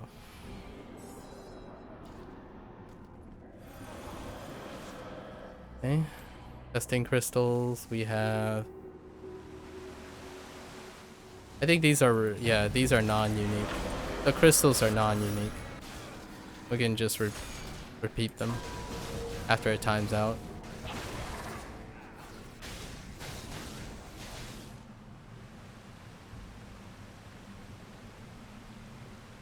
All right.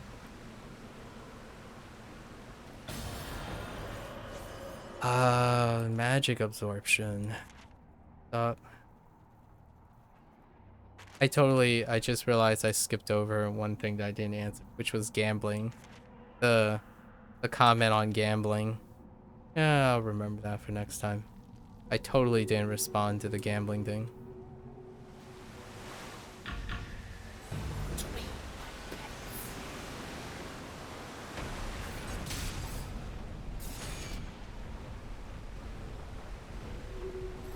Okay. I don't remember the red stuff being there, but it looks like we just go after the red stuff. I totally don't remember this like red floor indicator, but maybe it was placed in. Before I just took out all the mages, come what may, but now there are red, there's a red visual. Yeah, I totally don't remember this red visual on the ground. That's very helpful. Yeah, the two are up there. Let's take care of this.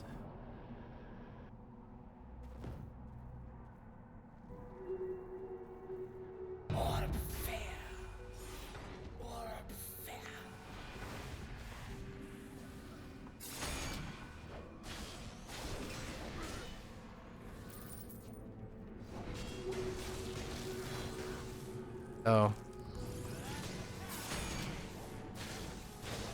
These should, yeah. The graders give 25%. The lessers give 10, and then there's something in between, like 15, but... Yeah, maybe maybe there was something that was blocking this from rendering. Because now it's very visibly clear which group of mages are harvesting energy. I'm pretty confident I did not see those. So when I was doing the stop mages from harvesting one before, I just indiscriminately took out as many mages in the area. Like these, I would take out those clusters too, or like other like those. I wasn't sure which one to go after, but now there's this really, really noticeable thing here.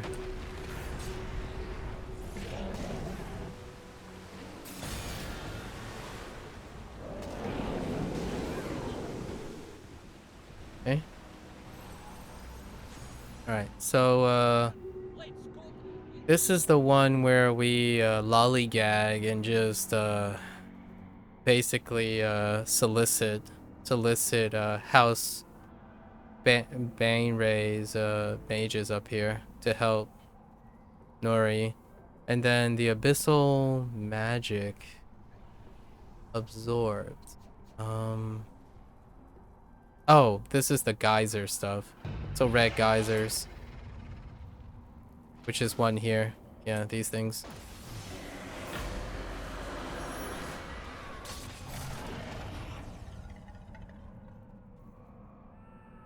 The conduits.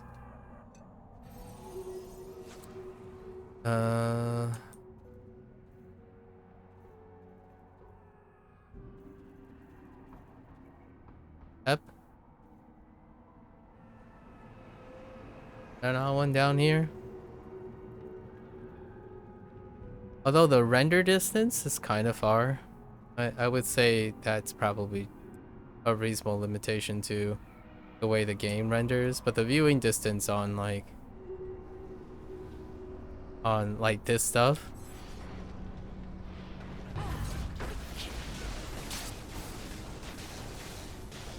is not sufficient. Like if you want to be efficient, you also have to get used to looking at the group clusters, like what type of group clusters you're looking for, because typically group clusters are far more visible from a distance than I don't think there's a oh, there is. Yeah, it's far more visible than the asset that you want to interact with. Kind of just get used to it.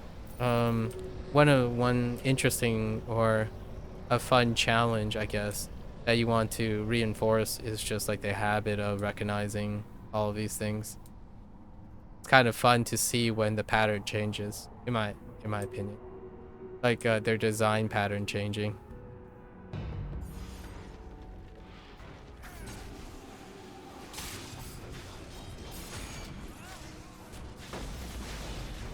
Which this module changed a lot of design patterns.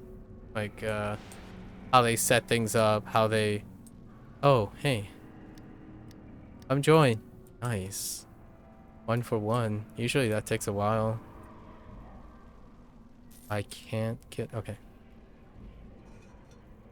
Wait, why are you still here?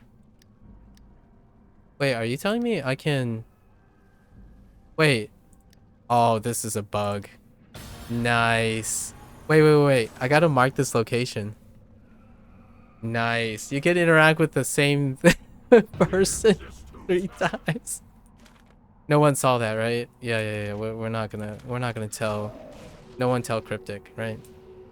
Wow. You can just interact with the same guy 3 times in a row. So if you rapidly tap through that thing, you can just complete it. Oh man, that's the fastest repeatable for sure. No contest. If you can do that with... You can't do that with these guys up here. But maybe that house one just doesn't despawn at all. The guy in that... So we gotta make note of the places where... of all the places where the guys don't despawn. So you just pick one of those guys up and then spam them 3 times and get the complete. That's hilarious. We're gonna try it with our other tunes because we're gonna have to do these sets again. All right, so we're good. This guy's set. We migrated 4 dailies. Just push the heroic encounters because I prefer to do repeatables and then +1 each time instead of waiting for proto engine calls. So that's a personal preference, and that's great because this game this module allows personal preference, which I'm a big fan of. That's why it's scoring so high on average. All right. So now we move to our paladin. So another tank, right?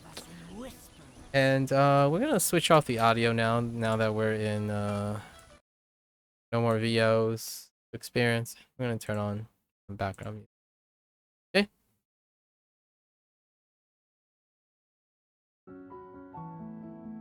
All right. Let's get take 3. We have to do the chaos thing.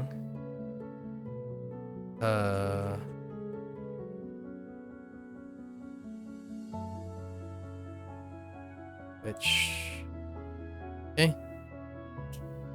2 more times.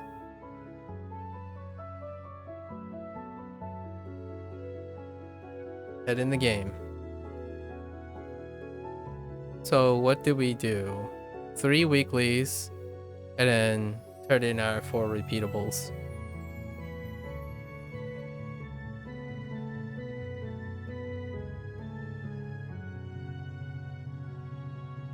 We also have to keep in mind that Verice has 2 to contribute, and that's why we were able to do this. So these just the specific Verice one provides 5, so we would have to push 2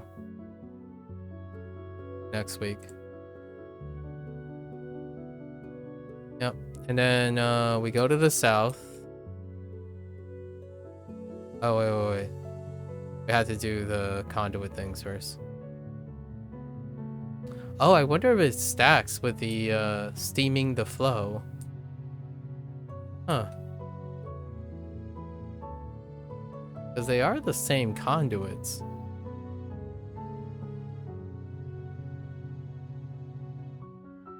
Can we stack these? That'd be pretty sweet.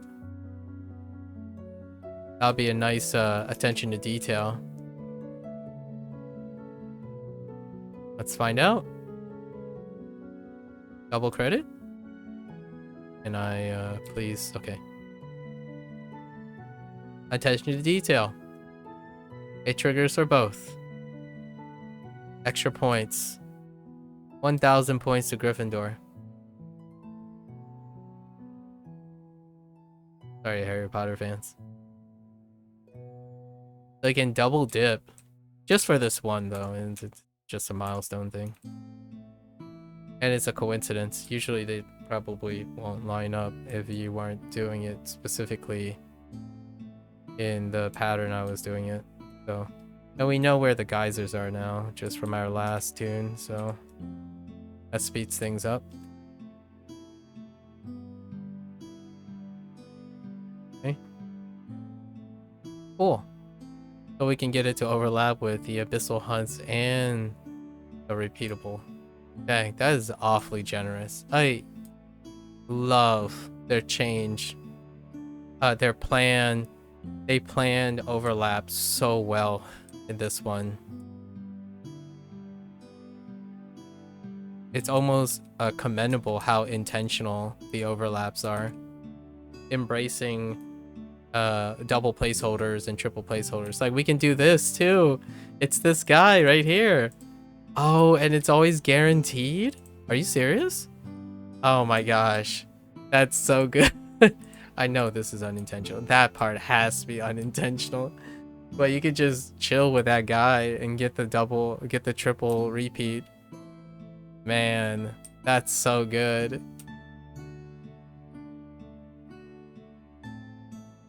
Silver linings, man. Silver linings. These are like the times when you're rewarded for understanding nuance of the way the game is designed, usually. These are the things where, like, if you're coming from another game, you would say like, nah, that doesn't make sense. Why would they design it that way? It's like, but we understand Cryptic. These things happen. Oh, why am I taking so much damage? Hello? Can you guys stop hitting me so hard? Alright. That's so funny. It lines up so well.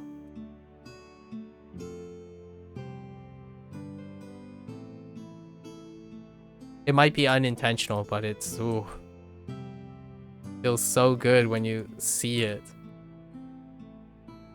That's like finding charm in unintended things, right?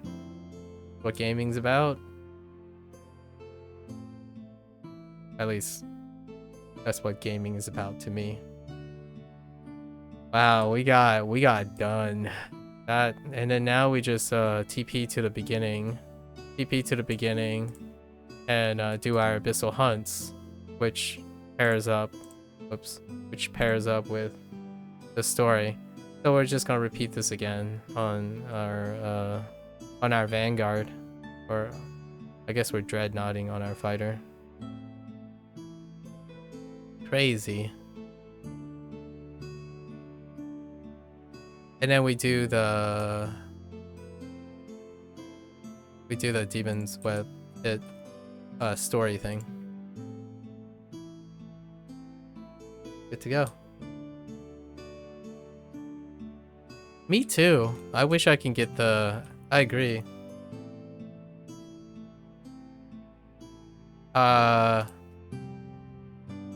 Cause if you're an AP tanker, like, tanks are incredibly AP dominant.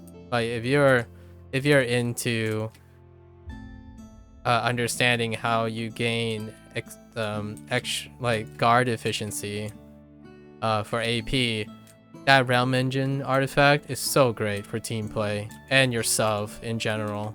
It's all around great. You can maintain that power rune all the time. Yeah, when I saw it, I was like, maybe the campaign store is eventually supposed to get it or something. I saw a patch note about that, but it's not accessible to me yet. Not in week 5. So perhaps if I imagine that's the artifact you're talking about. Oh, interesting. Cool. 90k. Interesting. Yeah, this thing is a so just to highlight what we're talking about here. Actually, it's probably faster to just go over here. Yeah, so this thing, the Realm Engine core, daily power, create a rune for 6 seconds, right? As a tank player, as a global tank player, like all of the tanks, Sentinel has 10-second cycles for daily power. Justicar with a little tweaking has about a 15-second cycle, and in the Vanguard, I'm gonna say like 20 seconds. So you get quite a bit of uptime for a 6-second power rune. The Sentinel though. Yes. Is this the big shiny floor red stuff? Yeah.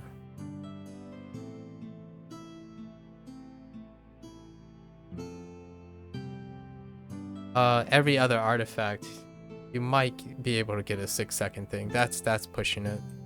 That's very optimistic for a Sentinel. The Sentinels are the fastest. And it deals with how guarding works. And then the value of defensive, how much you get from AP, how much AP you get from the act of guarding. And Sentinels have an attack that is considered a guard too. So you double the rate. It keeps you safe defensively as well at the same time. And then obviously the daily can heal you. So you get the best of all three. You get the trifecta as a Sentinel. That clip on the side stopped the mount, stopped the character from moving. We need like fluid, non-collision fluids for these corners. Wishful thinking. It's not part of the engine to be able to do that.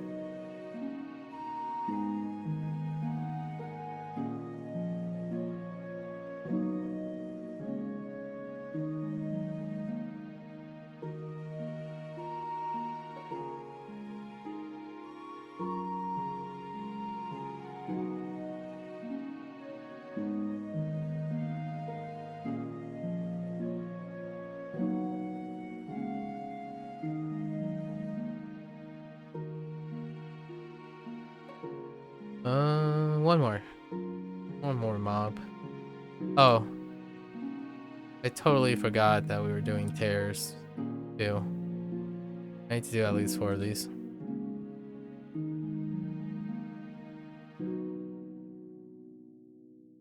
Okay.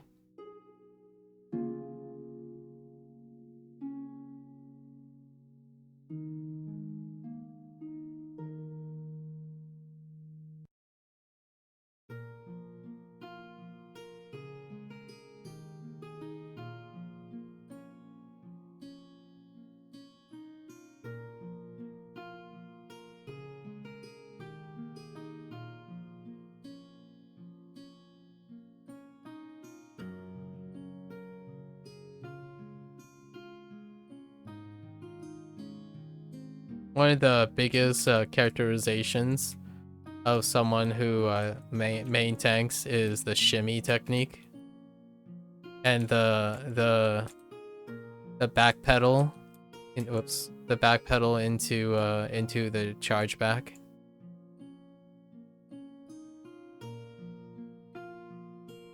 It's something unique to a tank player. So shimmering properly is definitely an indicator of a tank player. And then spot guarding for AP, and always like going out from approximately. Ooh, I jumped too quickly back in.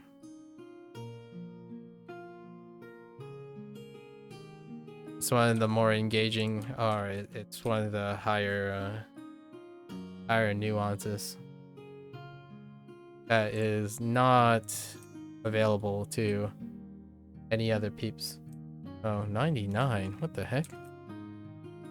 Other roles do not require the nuance for gameplay.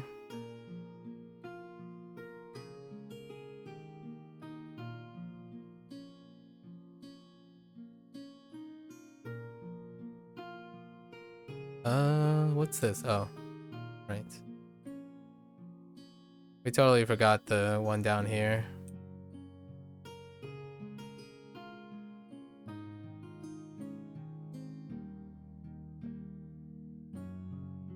So let's just grab it. I broke my circuit. Would have been pretty fast.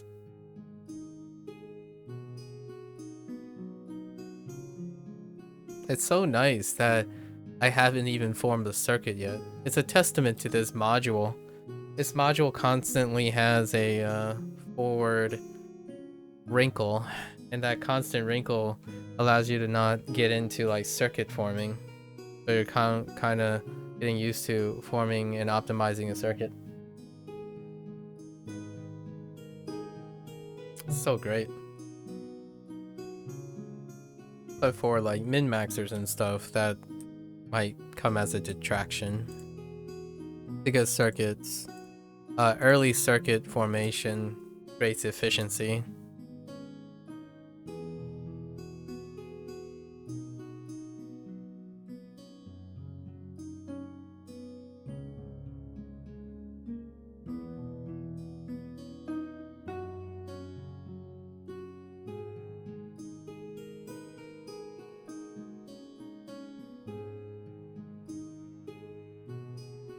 Yeah, just the idea of always being aware that you can step away while still attacking, and then shimmering from red due to proximity.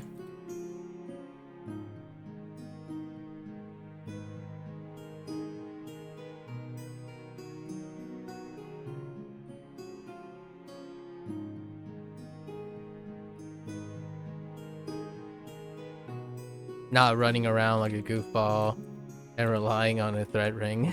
It's very inefficient play, but it's very safe too, you know? So if you wanna, you can definitely point out the more mechanically heavy tank players, without a doubt. They always know their spacing. Obviously, when I mean always, as long as they are experienced. That is the assumption. So with the experience content and needing to be more efficient, gotta learn how to tank shimmy, in out, on demand range balance while you're in and outing. If you find a tank that does that immediately, probably could trust them. Shimmying is the first technique, is mandatory for a smooth ride.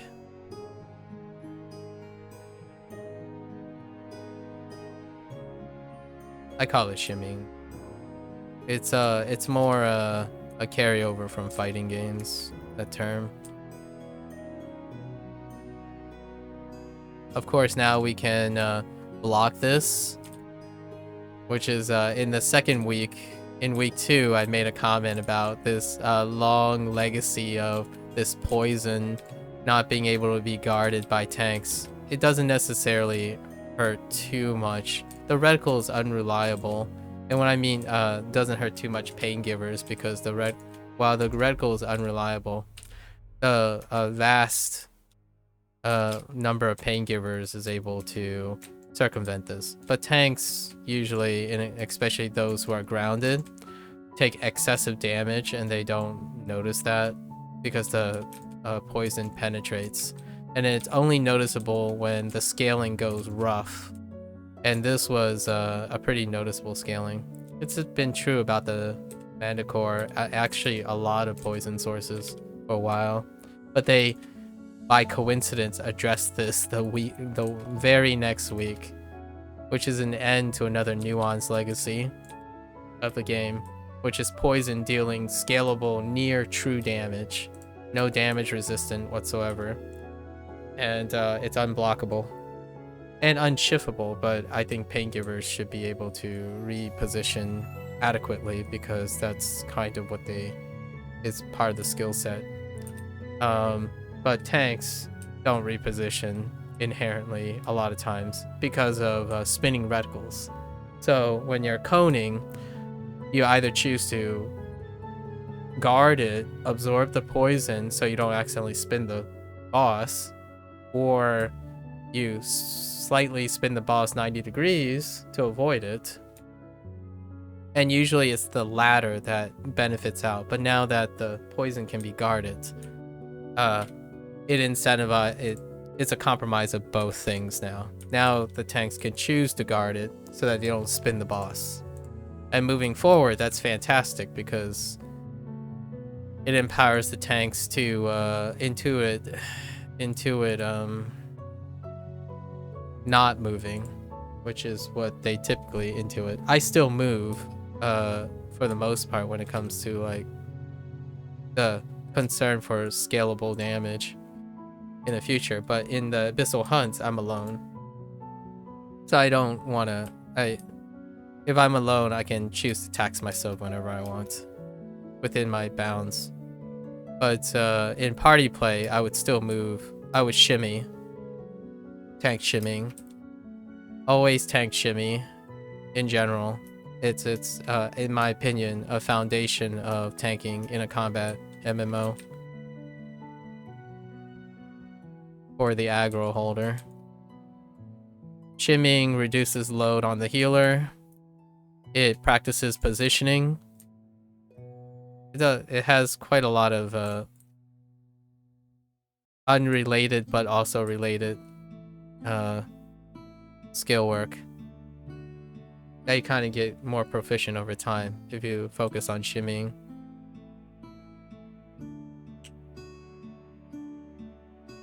Helps the entire team, because if you can shimmy really well, you can also shimmy for combat advantage, and then when you shimmy, you take less damage overall for the healer, and then some shimmying can completely mitigate most attacks. Wait, oh no, I didn't activate the realm engine. I was so caught up in moving forward, totally forgot to hit F. Fuck back.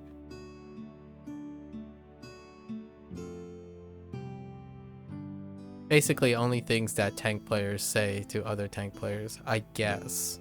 If they do talk, I don't talk to, like, I don't talk to anyone really in this game about the game. Offer my 2 cents most of the time. But I obligatorily play support roles as the first role in any game, really. Any party play, support role is my predominant, and then you flex the individual role, which is the DPS role.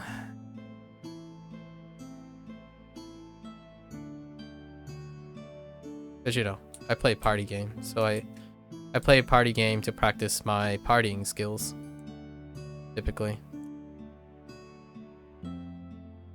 DPS roles are very attractive because it's an individual skill, so when you're not playing a team game while practicing an individual skill, you can still practice the individual skill. So it'll feel most comfortable from a psychological standpoint. Right? Even when you're playing alone, you're still practicing that skill. So it's inherently very attractive to focus on the skill that you've been practicing for a while.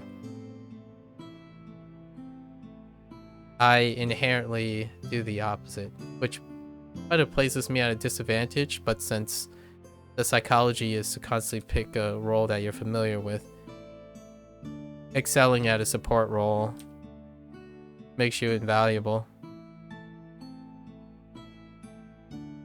And intuitively charismatic or desirable.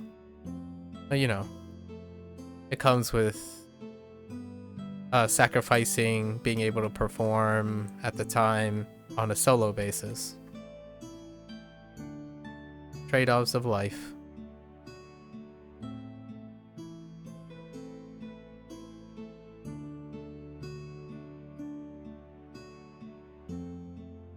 But you know, they're single-player games. There are even sports and games that you can challenge yourself.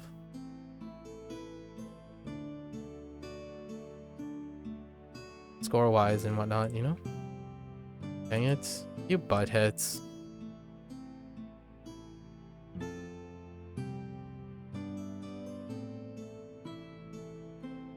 I remember, man, I remember when you can dismiss and re-summon over again, so you cause the you artificially reset the cooldown on your companion's attack.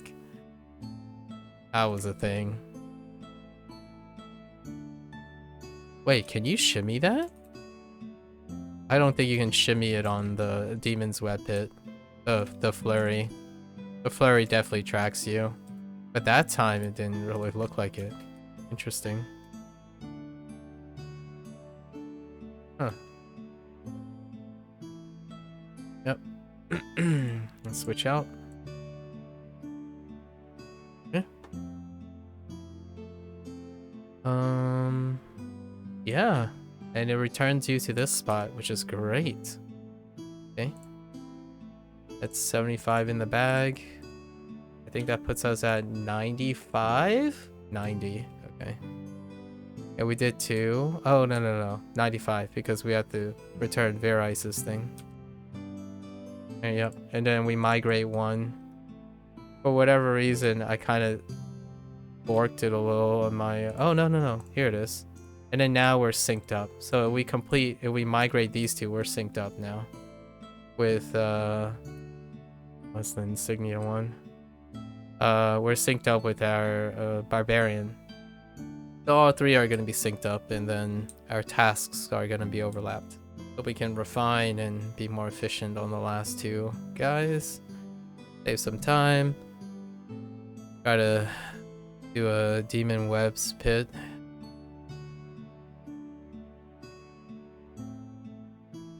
I was considering doing 2 Neverwinter recruitment runs of 2 new tunes after this, but I think that digression, we're gonna put it on hold. This is the last week of Neverwinter recruitment. I kind of want to go back, start 2 tunes, see if there were any noticeable changes on the route. I was gonna play a wizard because honestly I didn't touch a wizard since the change.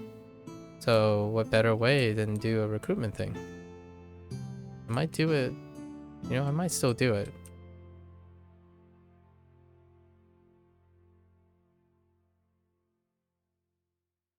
We'll see how long the Demonweb hits.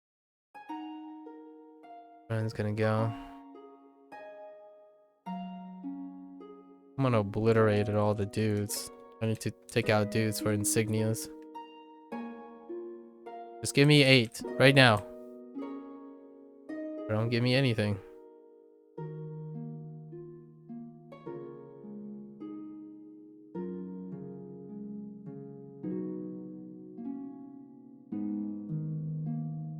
One? Man, you guys are all... The insignias are definitely the rate limiting step. Repeatable. It's really low. And when I mean really low, I'm talking about relatively speaking. All the other ones are just... One could interpret one. All the other ones are really incredibly efficient. And it also, it's not unique. So you have to go to a less populated instance. Because that one was incredibly populated. So everywhere you go, most of the guys are already annihilating everything.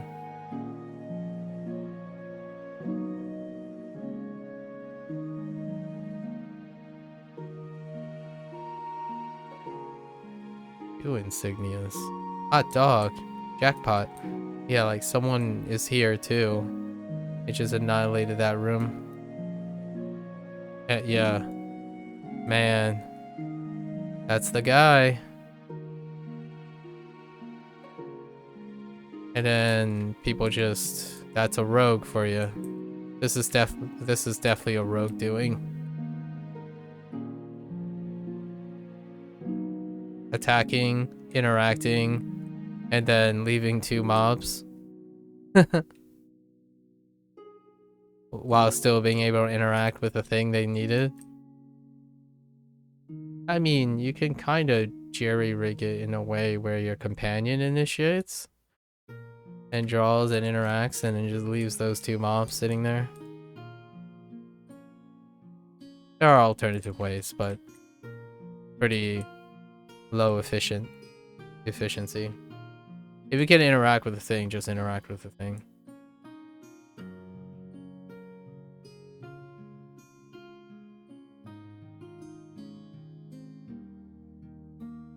Whoa. I just randomly got canceled. That animation just canceled with movement.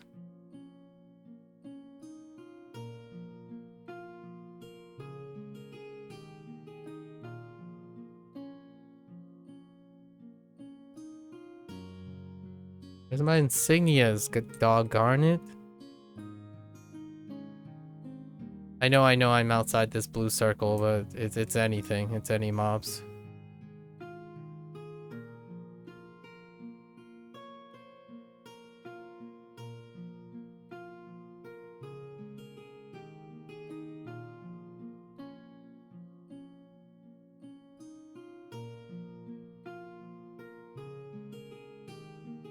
you know, secret requests. The Radiant Charge daily, reliable hitbox. Make it less, make it more instacast, as opposed to like that ridiculous animation that can be accidentally canceled 8 billion times over and CC'd out of over and over again. as a tank ability, I mean, as a predominant tank utility daily, ooh, that is one legacy that has stand the test of time. That has not seen a quality of life change.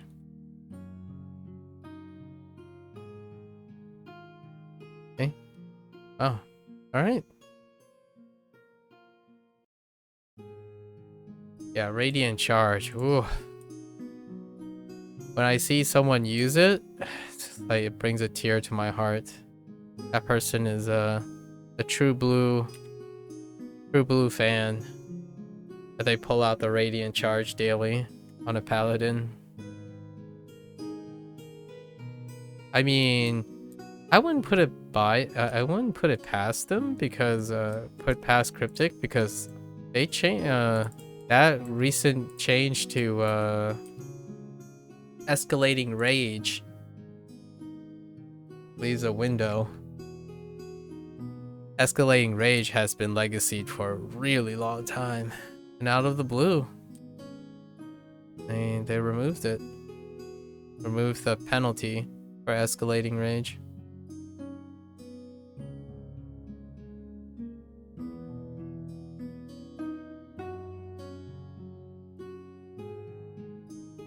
All right, third time's the charm.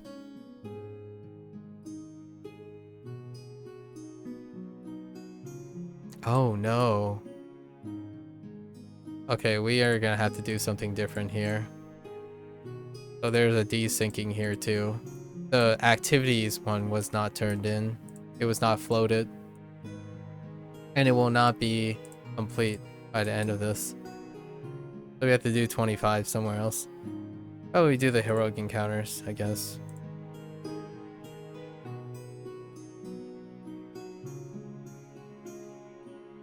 Honestly, let's just go and do this first, since we're gonna double back for stuff.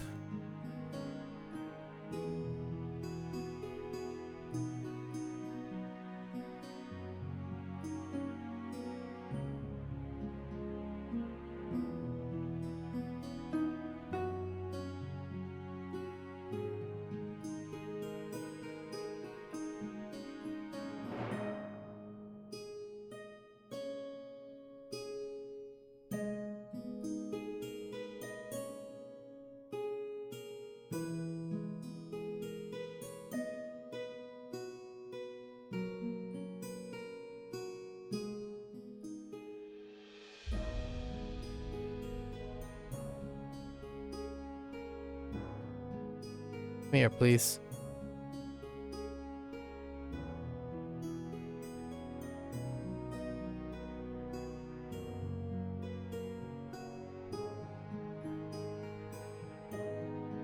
Okay. That wave. Alright. Off we go.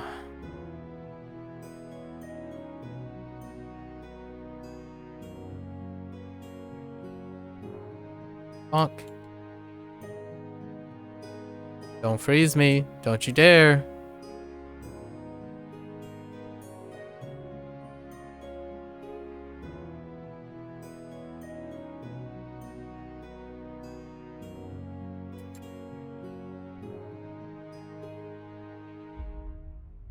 Bonk.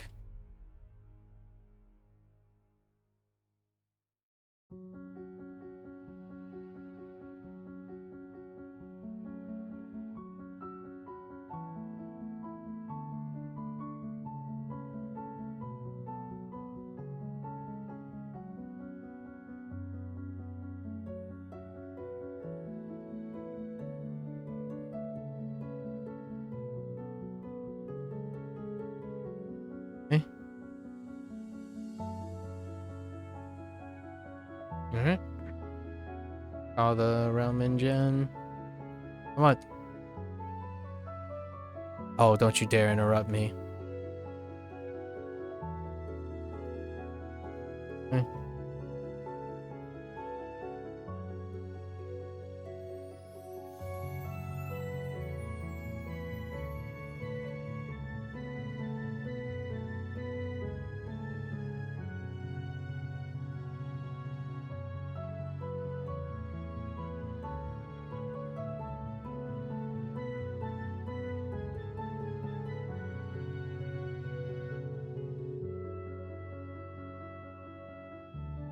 Come on, guys.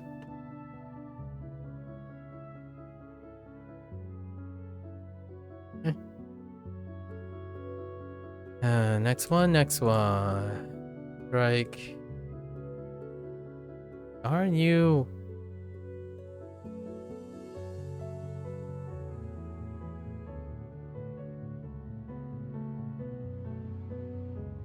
Okay.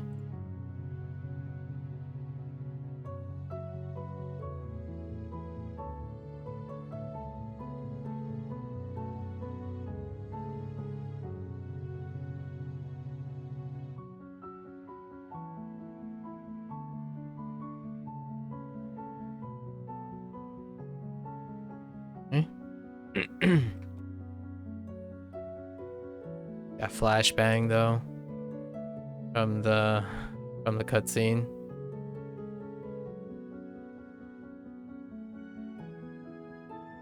Okay. Yep. All right. So we gotta do the north first because of the chaos thing. Oh, I got realm engine pieces for this one. All right, so we go left. There are 5 pieces here and 1 piece here. So you collect the 1 piece here and then go to the center.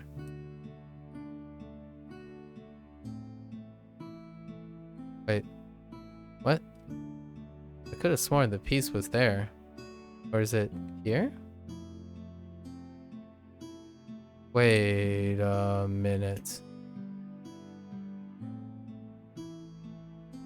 Oh, the phone. Oh, was it in here? Oh, it was in here. Okay.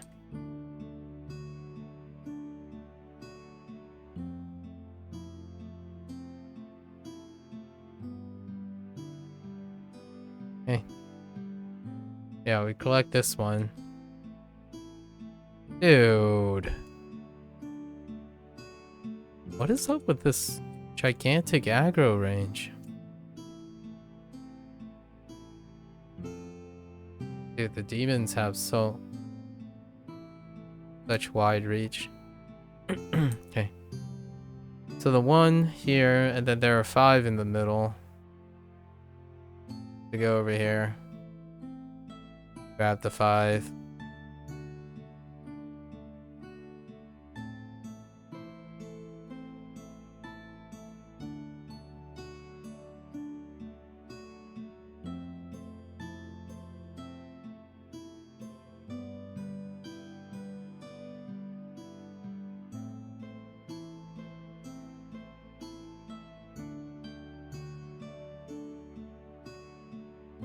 Ugh. Finding the interaction point do be taking longer.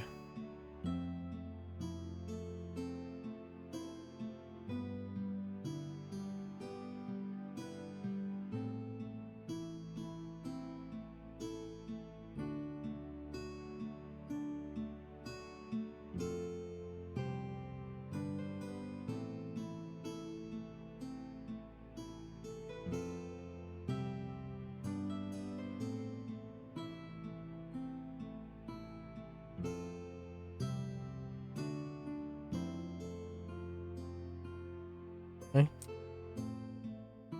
1 more.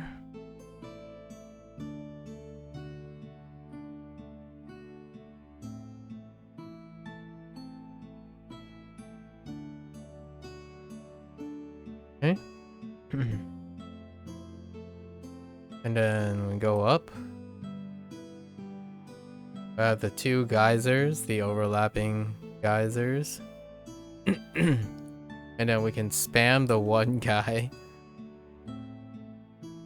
Let's see if it works. Three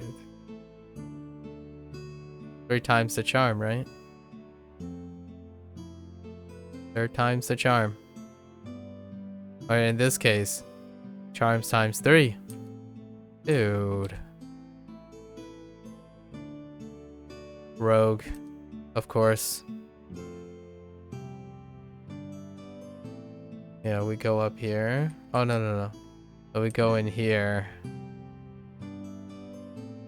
This guy's my dude right here. Oh, no. What happened to the dude? Oh, there he is. My guy. You gonna put out my guy? Ah, okay, it was just dumb luck. It was dumb luck. But we know that you can interact with dang. Alright, fair enough. Someone's already here.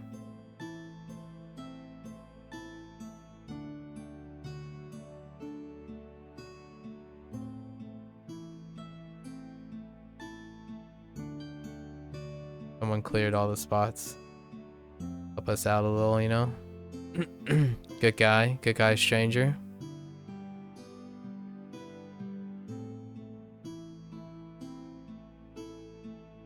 My guy. Oh, you know what? I'm gonna go back to this dude. Come on. He's chill. Give me this. Nice. Quick. Spam him 3 times. Nice. Alright. Still put out, though. Still put out. Got 60k item level. What should I focus on upgrading next? If I already have Mythic Combat, Comp and getting rest of enchantments, Mythic or Bolster, having... Yeah, you just,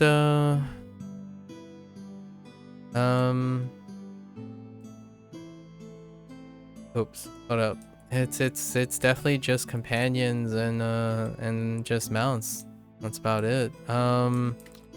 You have your RCs for your for collar upgrades, I guess.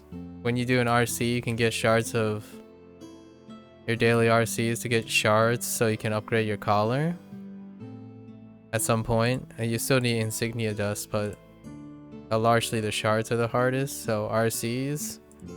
In terms of companions and mounts, honestly, the nice thing about these things is you can get mount tokens now from just bootstrapping last mod and then North Dark. No, not North Dark's mod, just last mod. And honestly, I don't know. Dragon Veil is like meh. So you get your mount tokens, right? So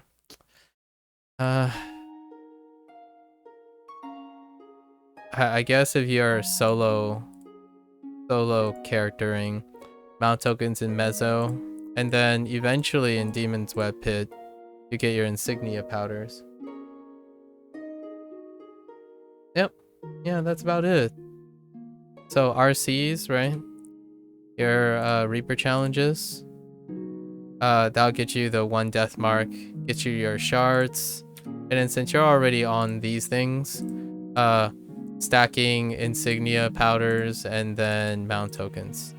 Companion tokens come in many forms, but usually they're given to you for just consistent play.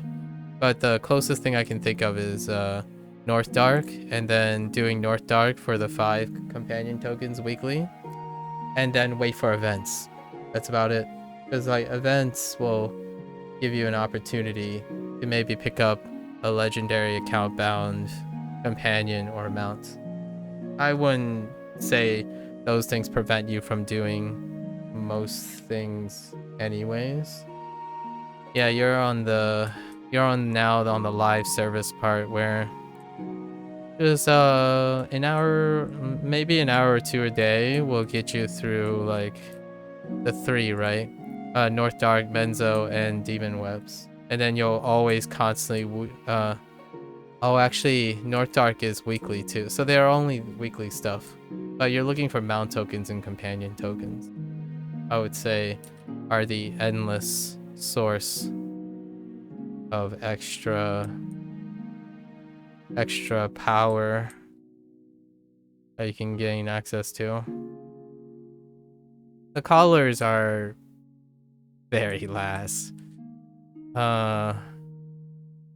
Most new campaigns will give you an epic collar at some point. So filling out all your slots with epic collars are probably baseline. Actually, most of the time my characters just run with just the essential epic collars because I play 3 tunes, so I'm too late. I'm too not into juggling collars. Yeah, mounts, companions, and enjoy. In terms of gear,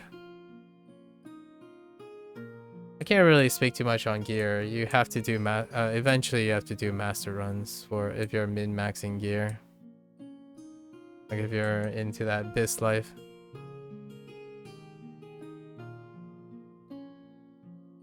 Luckily, being a dreadnought is not very limited to requiring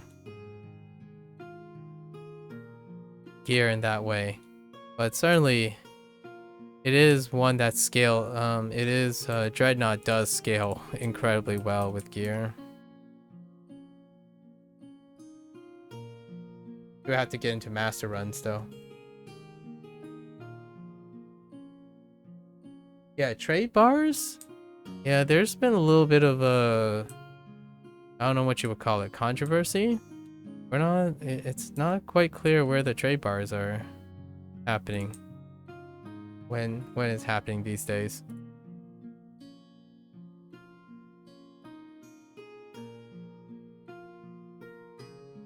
I have no, like, privileged knowledge or anything that I can reveal about trade bars. It's been quite a bit for trade bars. But that would be great. That would be ideal. Otherwise, Hell Pits is around the corner, so that's if you need to fill out your insignias or dust some insignias or get companion tokens, Hell Pit is next. Which gets you, I don't remember what the total number is. Probably like 40, I would say, for the entire event. And then you have access to a legendary insignia. 3 legendary insignias. If you're specifically concerned with beefing your stats, like getting the immediate stuff. Let me double check. I'm pretty sure it's next.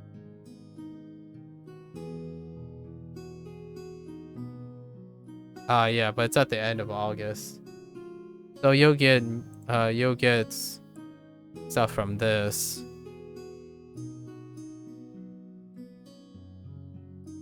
Help It is any of the participant events are the way to go. But based on what you have, you can run everything except the Masters, with the exception of Masters, Temple of Spider, and Demon's Web Pit.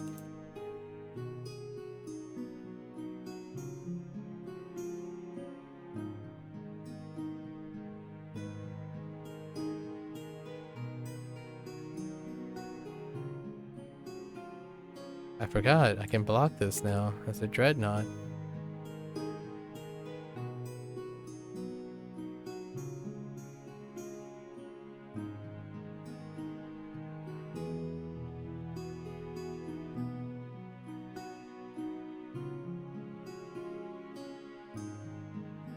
That was an interesting interaction. Huh.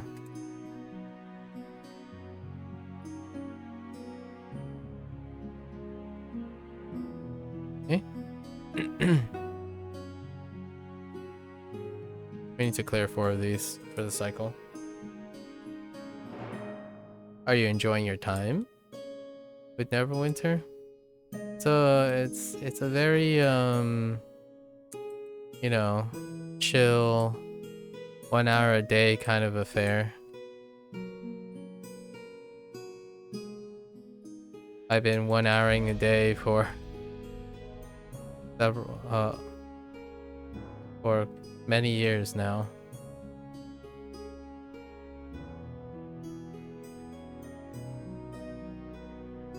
Did you respawn? Yes, you did respawn. Thank you.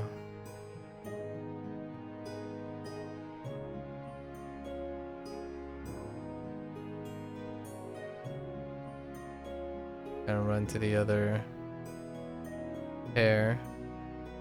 I think we're just gonna probably do 4 over repeatables instead of waiting for heroic encounter calls. I'm just not the guy to wait on heroic encounter calls.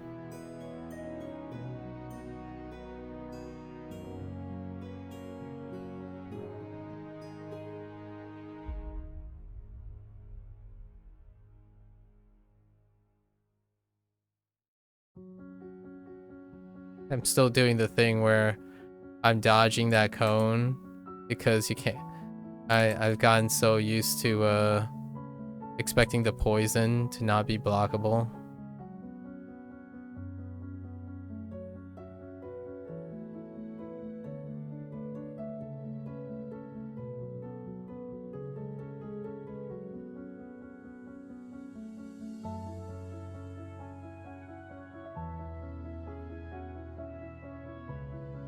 That was a weird interaction. Collision displacement.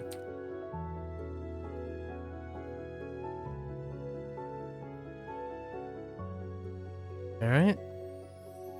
Next one, next one.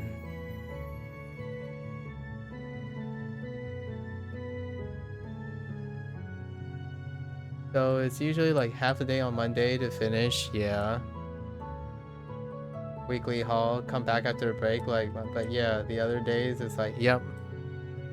You got it. Now it's just normal, yep. It's nice that now we could say that. I think it's fantastic. Like this is probably one of the great quality of life changes. These things, like this type of thing, it's kind of bringing back the old that they got rid of, like the whole campaign trail thing with the redeemables and stuff. But this is great. So now you can just like do this. These things. Yeah, you couldn't say that with going back to these guys. But that's wonderful. And I see that you have the mentality that works with this game. I can't say that to a lot of people. They have a lot of friction with the idea of, you know, hopping in Mondays, reset day, fun times. Pull up your favorite jams, pull up your reruns of your favorite cartoon or like primetime TV or drama or something. Get to going, and then from occasional time, you get into, you know, a masters or a dungeon, something to wet your whistles with pressure and all that stuff, and then go back to casual upkeep. Like going for a run each day. Each day is just getting a little bit closer to your goal, whatever that may be.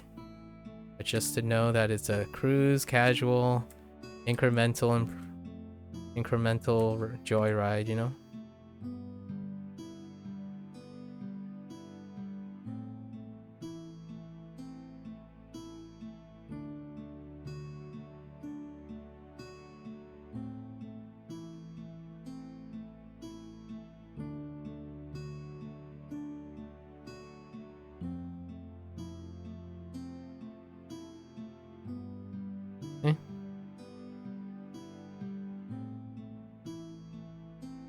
Well, I like what they did with Norbo and Menzo for the tokens.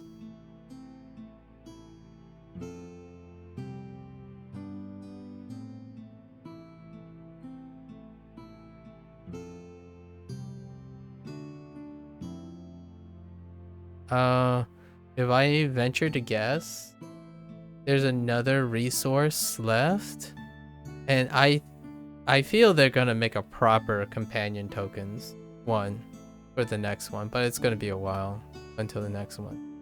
Like the North Dark one is pretty like low, 5, but I could see a 25 or 31 as a follow-up. It's one of the major resources.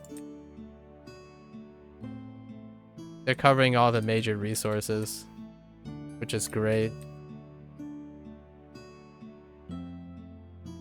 I mean, maybe even a Glyph of Potency. I think Glyph of Potency would be pretty solid in exchange for that.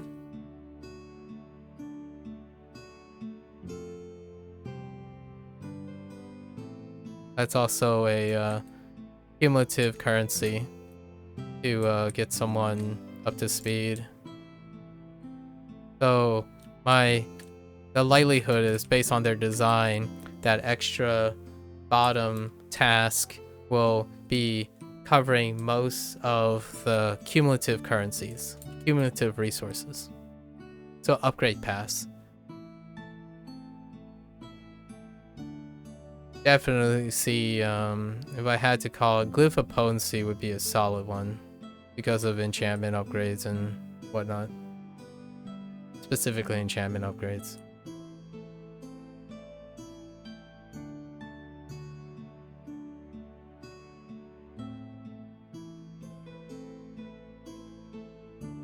Yeah, the campaign ender rewards for new players. Absolutely wonderful.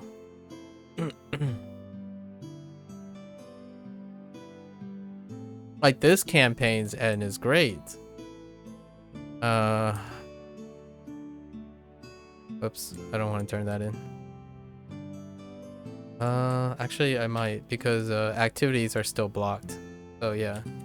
So I'm gonna do another pair of these and then float the 4, but I'm gonna have to do 2 sets. And typically Nori's sets are faster, but this set is 20 and I'm short 10. So then I will turn in Nori's ones and then redo Nori's ones, because Nori's ones have less pathing. Dang it, did I land on insignias again? Ugh. Okay. Whenever you land on insignias, it's like, ah man, unlucky. It's not that bad. Like Norbindel,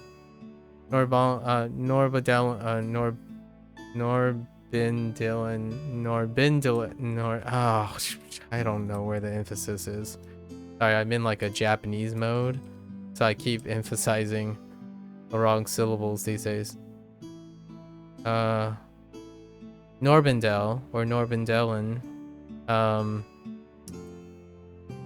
is so fast. Like, it's unbelievably fast, and it's incredible the way they laid out the repeatables. It's incredible. This is like, I hope this is the trend that they're going with to create to reinforce habit formation. This is incredible.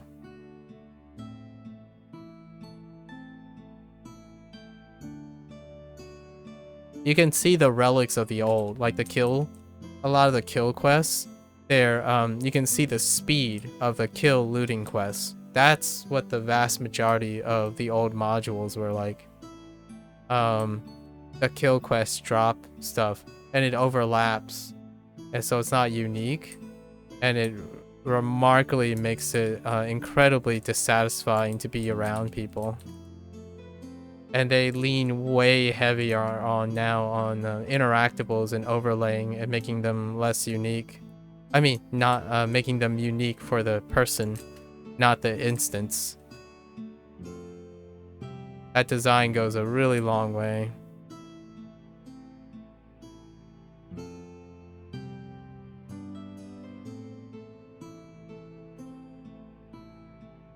Norbindel is a smash success for the last like 4 or 5 modules of design.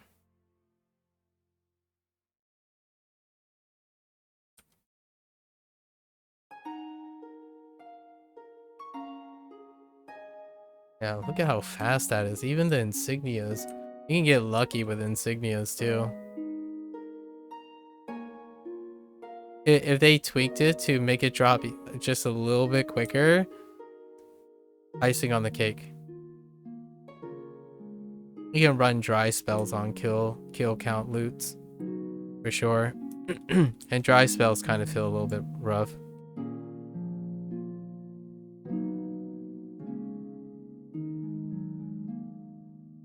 But it's being really nitpicky though.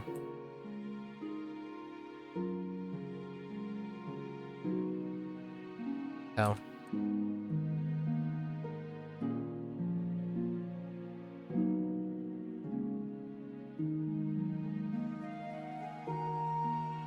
In fact, it would be kind of fun to do like a circuit-based speedrun through Norbo and Menzo to see how quick it is. Use Onslaught? Sorry, but I consider using Tremor after watching you. Yeah, Tremor has Tremor has half the frames. And then you know, Onslaught does proc off I think prepared heavy slash.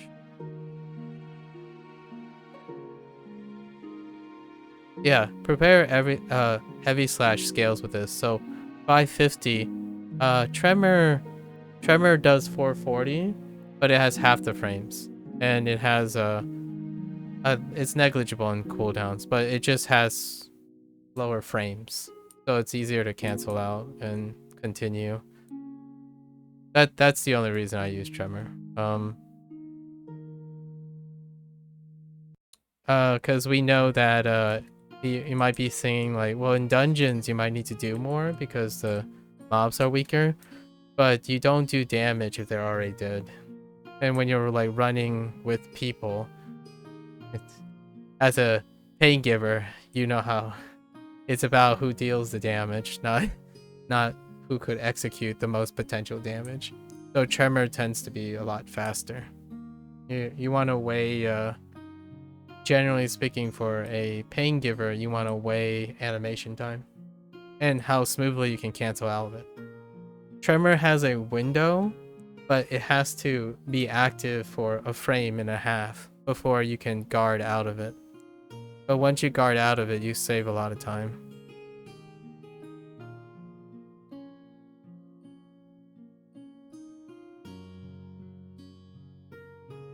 So you can always get like the one heavy slash, or even carry the heavy slash to fill in your to fill in the animation. Oops, I don't need this group. And then you can shimmy, of course. Shimmy out of a Tremor. It's harder to shimmy out of an Onslaught. I do like Onslaught. Like, I like the idea of Onslaught, but unfortunately, Onslaught is the Frenzy one. And Frenzy is Frenzy's animation is yikes. Since I originally only played Barbarian. Actually, now with the change in escalating rage, I go back to my Mightier Leap setup than using Frenzy, which is the same animation as Onslaught.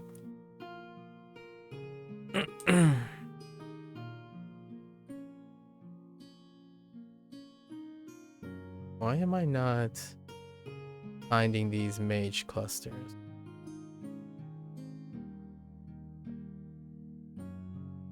Thanks, guy. Thanks for starting on it. Is that a paladin? It looks like a paladin. Alright, and then we're collecting... Oh no, these are the couriers. I like my I'm a frame counter. I'm a guy who comes from more of a fighting brawler background. So I like counting my frames and my it's about execution fluidity more than min-maxing. There are cases where my approach to certain classes are the least efficient ones. Like, what I mean by least efficient is per action damage, but it's more the feel. The feel creates more consistency when you're like catched in like new environments and stuff. Tremor is just safer because you're not locked into anything. I'm all about the dexterity. You gotta be dexterous.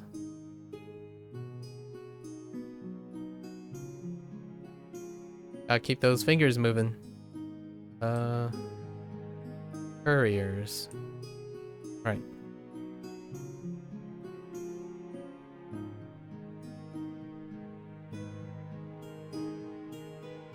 Always spot the guy that survives the AoE and anvil the crap out of him, you know?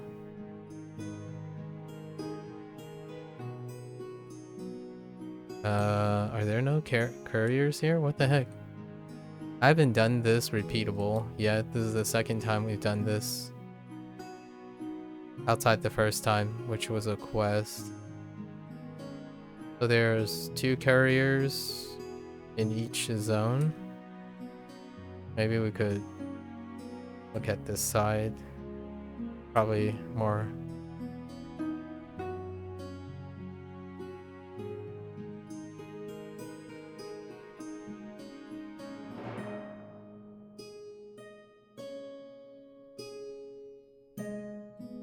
Okay. All right. So we go.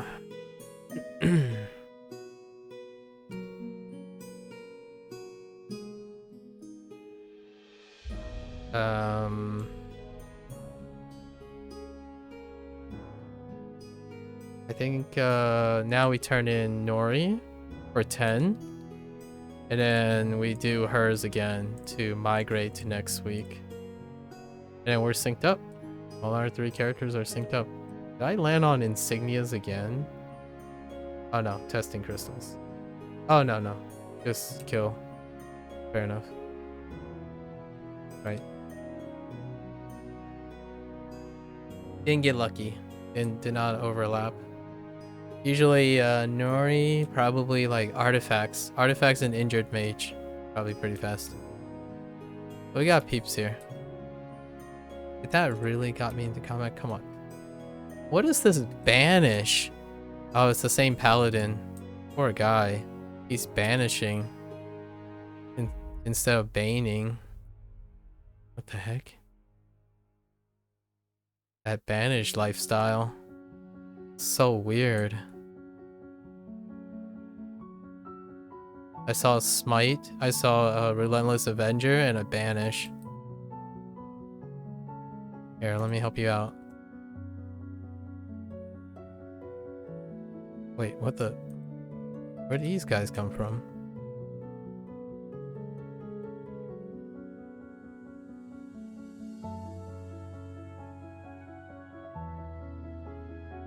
Wait, maybe it's his companion that's doing the banish? I did not see a Bane.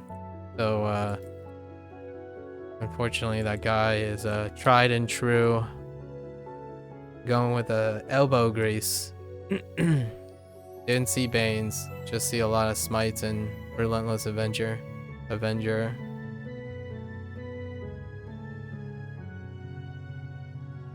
I don't know if I saw a I forgot what that thing is called. The sunburst thing.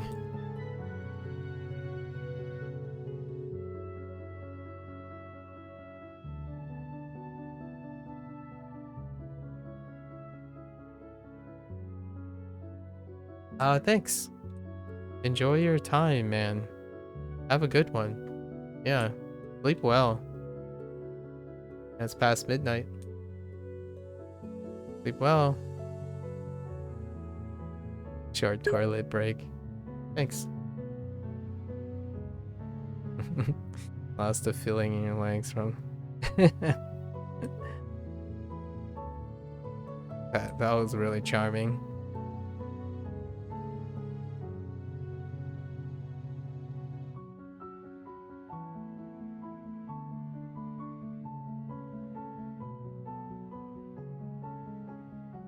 Hey? What the heck? Poison? Alright, and I think we're good to go. Yep. Alright, so let's try to get a Demon Web's Pit.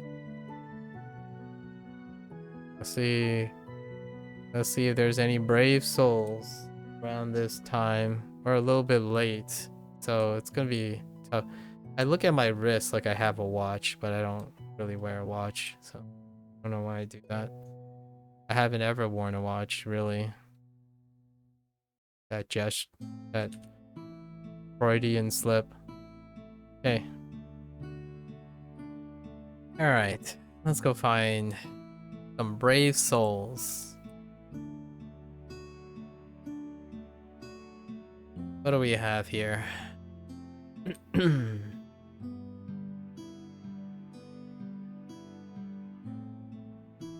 Actually, before we do that, I have to go on a bathroom break.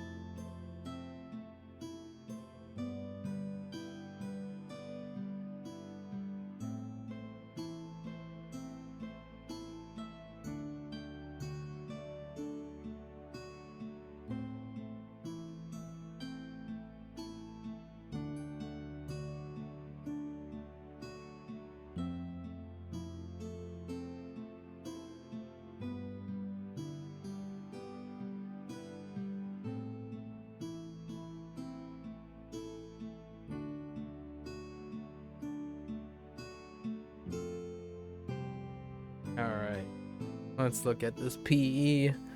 I guess we can do our random queues if we find random queues. Someone's looking for an RC. How long ago was that?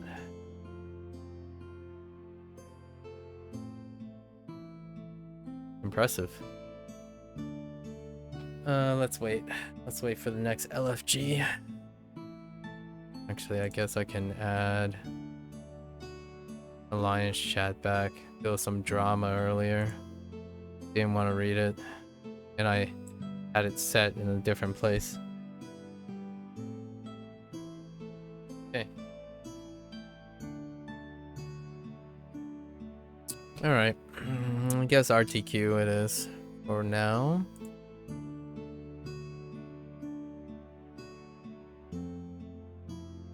It's a quick fill. Life of a tank player. Oh, no healers. Oh wait, they have one healer.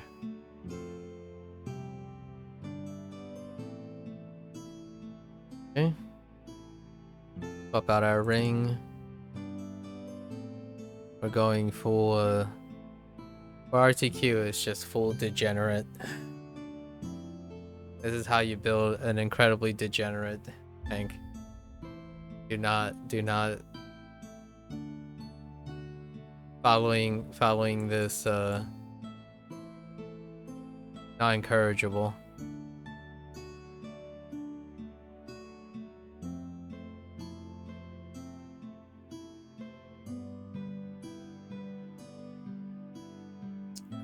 Can we get a solo boss? Just give us a quick demo, I guess. Demo's always nice.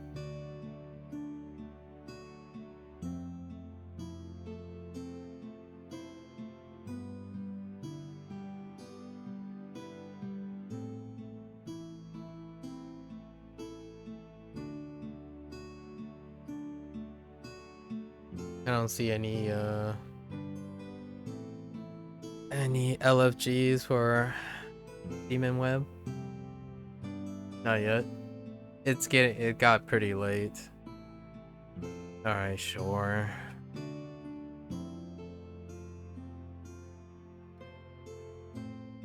The wait game.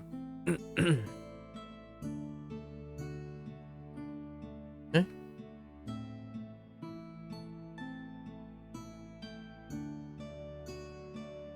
Master Chew, I like that name.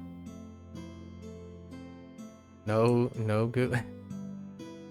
This is the time to like look at people's names, you know.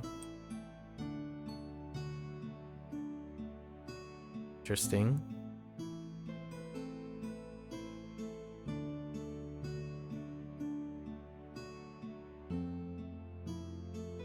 Bruised Lee.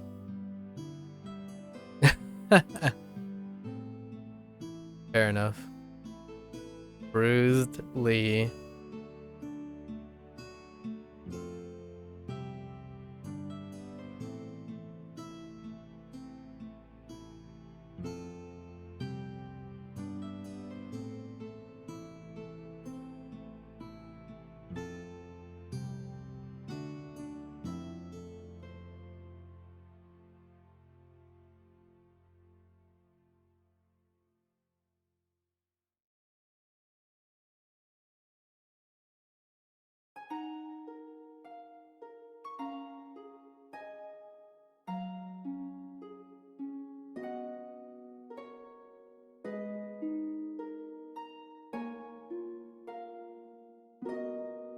Oh, like I got annihilated even before I got a chance. Savage Advance. Cast time is so long.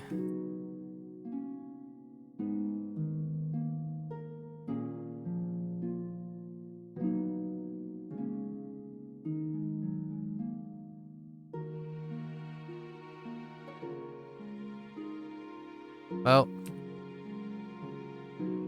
it do be that way, huh?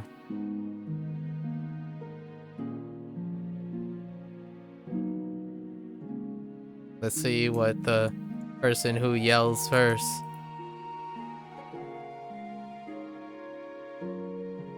Who's gonna be the yeller? Can I get a target, please?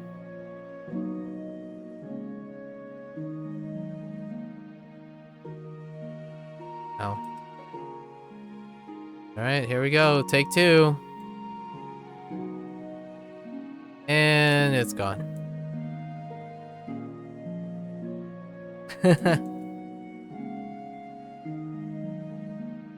Good times. I see a few people standing still, so they're probably typing out a message. Aw. It's a pretty understanding message. It wasn't like a nasty message, which does happen quite often. And when I mean nasty, I mean usually it's a very direct message, and then somebody follows it up with some like toxic ad hominem argument. None of that now. Oh no, there it is. There's the ad hominem argument. And then there's a joke too in there.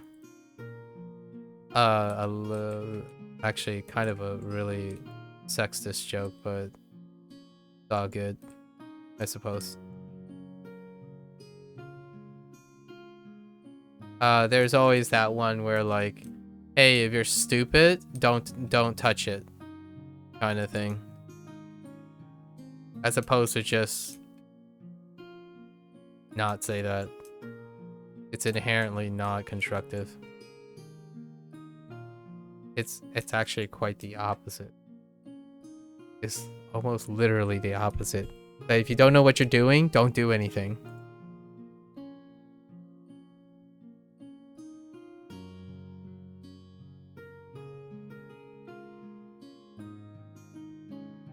I didn't say it wasn't safe, though. Like, for example, you can think of a situation where, like, hey, if you don't know how to pilot this plane, don't touch anything. You know, like the consequences, right? So, it is safe, but it's also not constructive. Safe things are often not constructive in general, because they don't actively learn or change the outcome for the person that's concerned. It's one of the things we trade off. When you want to be safe, you trade off the ability to change. When you want to change, safety gets thrown out with some risks, you know? So when I say that person said nothing constructive, pretty much direct non-constructive thing.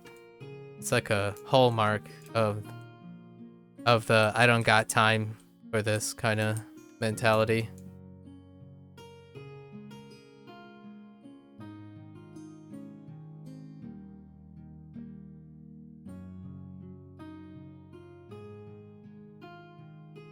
There is a very understanding person, so you know, balance, right? You have all types of players. It's nice to have all the above. It's not to say that that person can't say that. It's just it's nice to see different types of players, as opposed to, I would be a little bit more concerned if someone said like, hey guys, you're acting stupid, and then like 4 other players say the exact same thing. That would be a little concerning. That means there's no room for arguments. So you tend to get that's gatekeeping. That's nice. There's a guy that's there's a player here that's very understanding, raised in a very instructive way. And then there's the guy that basically says like, I know how this is done, and you guys don't, so stay ignorant, kind of thing, and I'll be fine. Just, I'm okay with whatever you do as long as it doesn't affect me, kind of deal. Although there is some logical fallacy to that, because we're playing an MMORPG, so you voluntarily place yourself to be affected by someone's actions. So perhaps solo games would be a more emotionally available source of entertainment.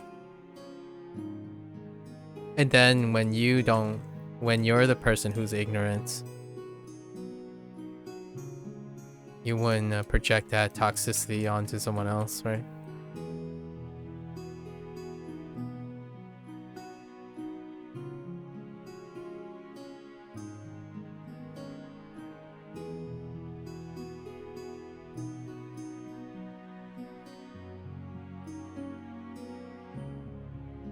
That target hitbox was so big I couldn't even charge to the little umbilical cord when that portal showed up.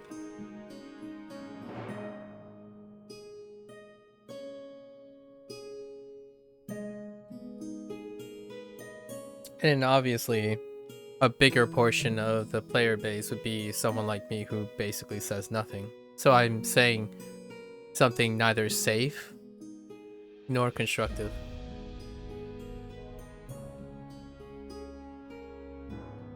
It's up to the other players to determine whose action is more agreeable. My silver lining here is they can goof around. I have time. I chose to play this game because I have time, right? So it's interesting just to observe them. I play multiplayer games to people watch. That is what I'm being. That's what I log in for. So if they constantly repeat the same thing, it's an interesting thing.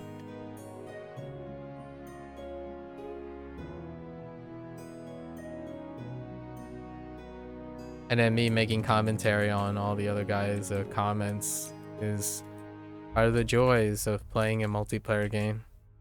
You get to observe behavior. And then other people can pass judgment and, you know, look at what my actions are or my inactions. Although typically, in terms of Western psychology, which is the predominant culture in Neverwinter, European and or American, inaction tends to be viewed as a null, so it doesn't draw as much attention. In contrast, like things like Asian cultures, inaction can be quite valuable or telling, or like it can stick out as much as actions do. Saying nothing comes with value. Saying and doing nothing comes with a lot of value. There's actually a very strong correlation with how strong of a face culture you live in. And Asian countries tend to have a stronger face culture. And what I mean by stronger, I mean there's a lot of consequences for public display. And having inaction requires a lot of discipline. Is it constructive? No. Generally speaking, when you have a problem to solve, inaction is not constructive. And it's often not safe, because it can draw apathy and animosity. So when you're trying to help someone and you just stay quiet, it can generate the opposite effect of caring. If you're not if it's not two people with face culture understanding each other. So if I'm staying quiet, I could mean I'm caring about you because I have no idea how to fix your problem, so I'm thinking about it, kind of thing, right? But if you're coming from two different cultures, it is more often create miscommunication by staying quiet than it is to say something. There's less of a chance for miscommunication if you say something.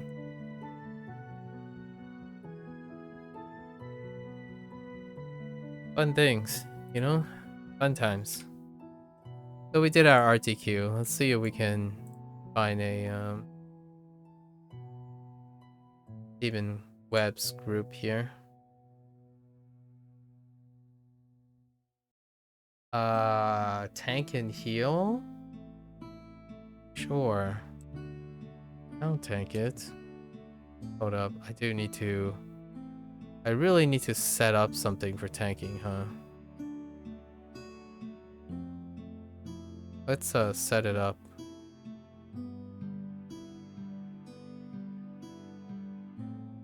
As long as that person continues to look.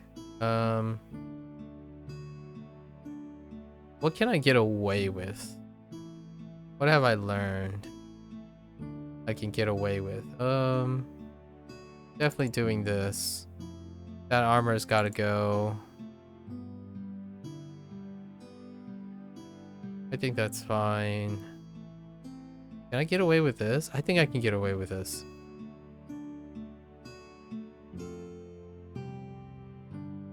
I don't think I can get away with that.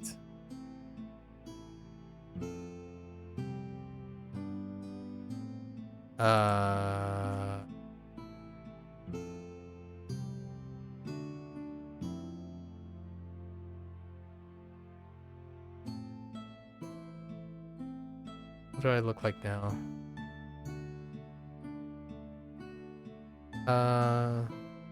Boots change. We need to change up our boots.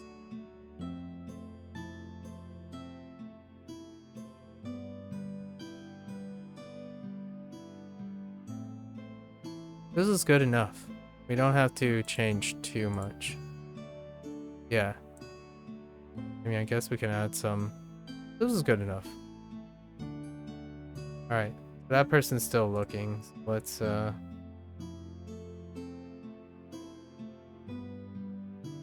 actually, let's change those arms too, huh?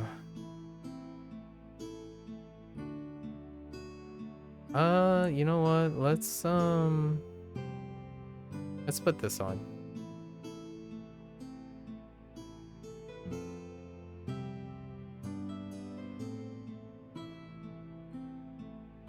Yeah, let's switch the arms too.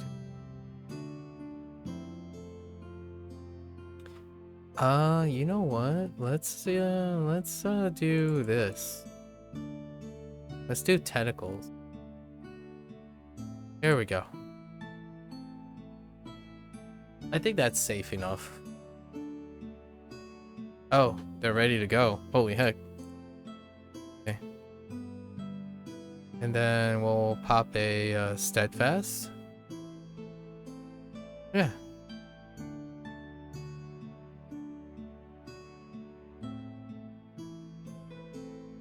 Okay. No problems. This should be alright. Actually overcompensating already. I guess we can also party resistance. Our defense so high. There we go.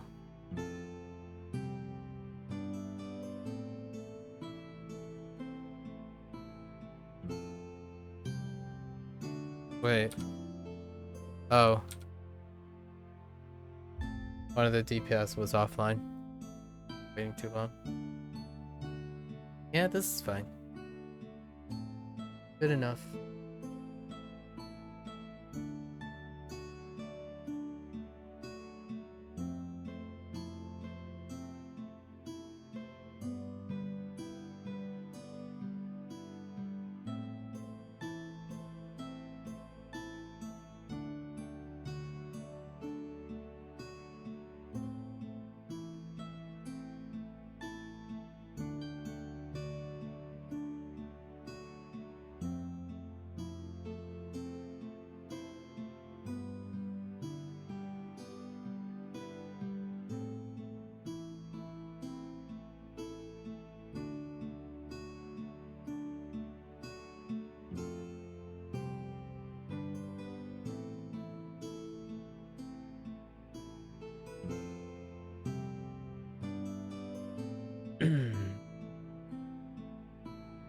I didn't see any masters Demon Web. Not that I would expect it at this late.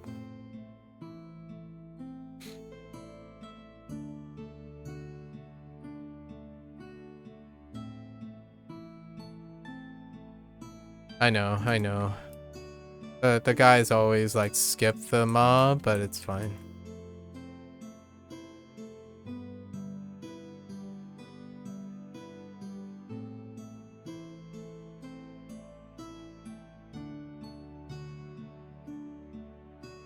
I just go in anyways. Not a big deal.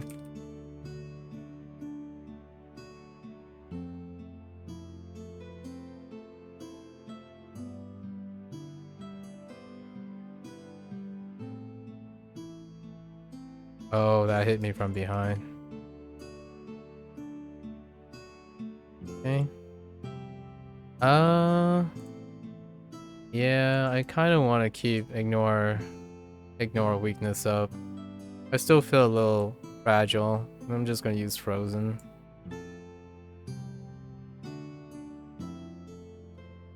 It's all good. Oh, right. I can use guess I can use these things. Forgot about that. Gotta wait 30 seconds for the one dude to change.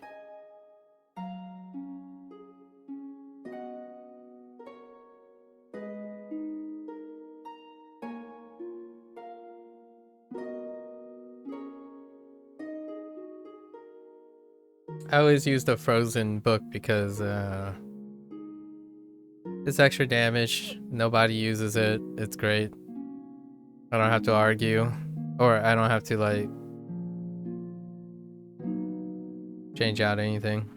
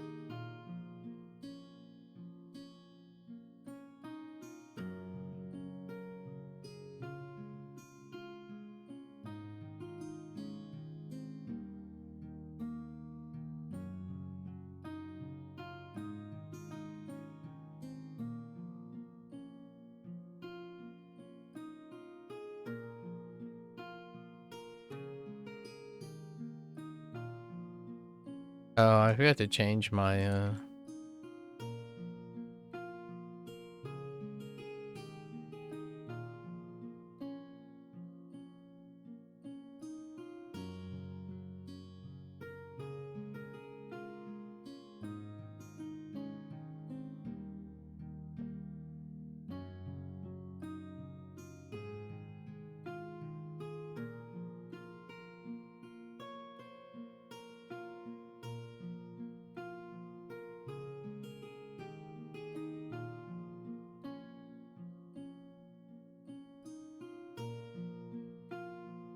I think I'm an aggressive tank because like getting rid of those clones tend to be a passive tank when it lands on you. The eye can be a little bit brutal.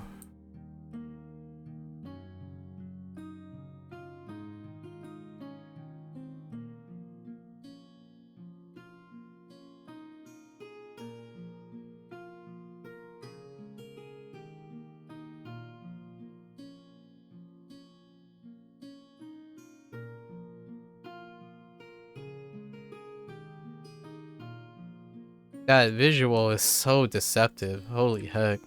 It would catch people off guard so much if you weren't aware of the nuances. It's incredibly unreliable.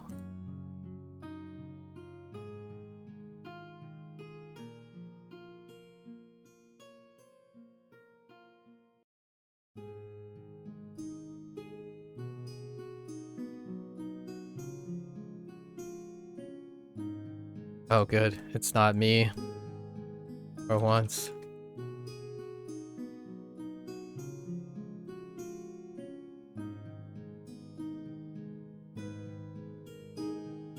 Oh gosh.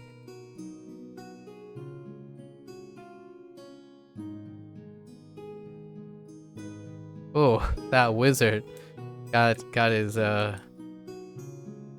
his hair singed right there. Just a little bit spicy right there.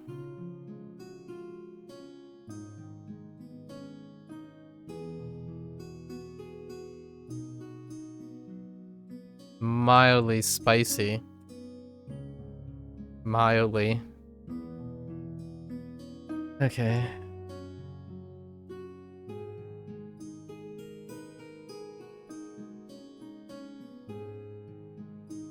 Okay.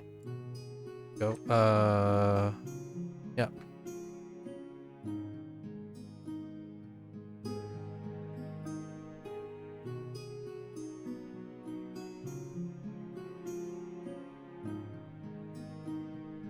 Man, I do so little now.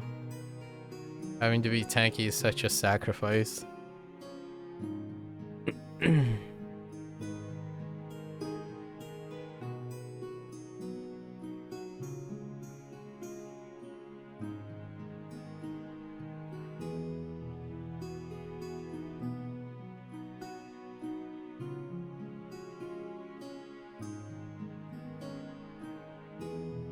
Oh man, I just saw like call for a full Masters run. That's hilarious. They're missing a tank. MAKU.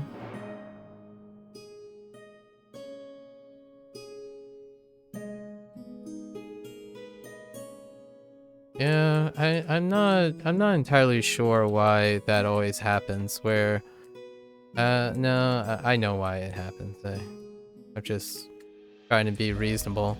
How someone is able to pull the entire room deliberately.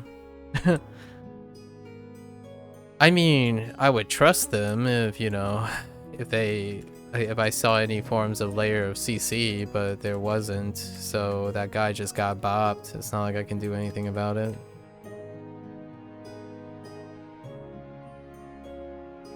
Man, having icy terrain in a spawn zone. Ooh, can't do anything about that either.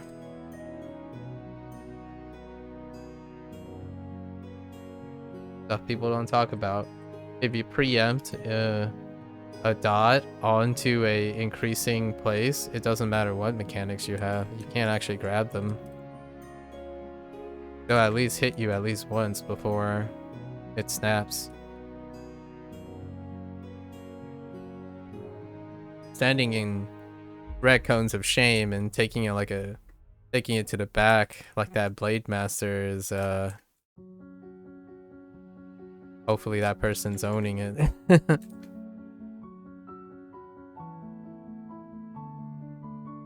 I got knocked off of my unstoppable. Man. Probably the worst feeling ever for a Sentinel. Getting knocked up and CC'd in unstoppable.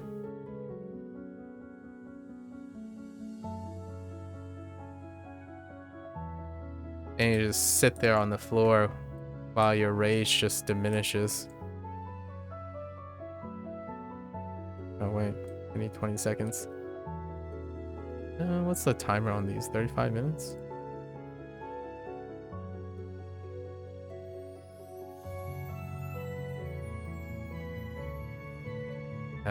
Artifacts. Can't swap artifacts out.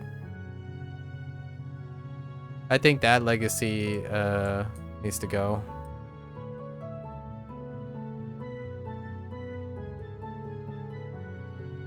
Alright.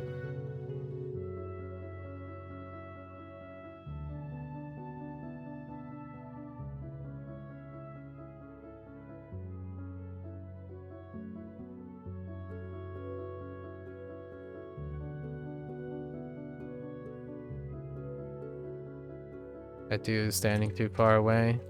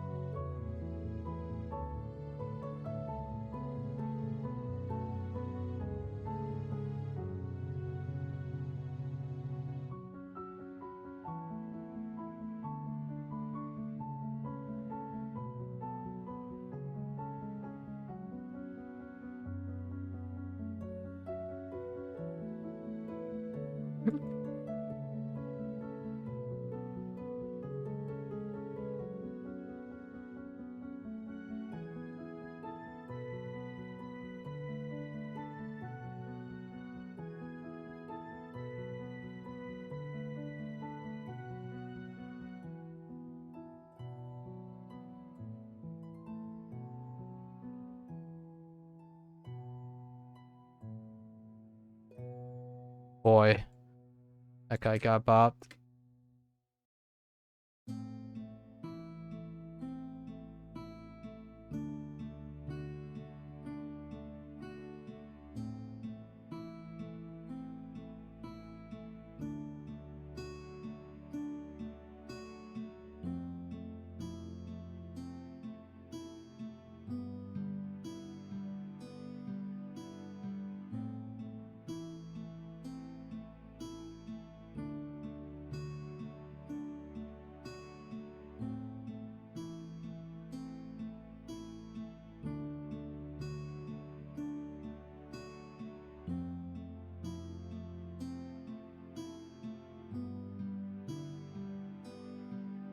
I'm trying so hard to like make the slingshot very, very small, so that it allows the Blade Master to ooh, stay away from me, please.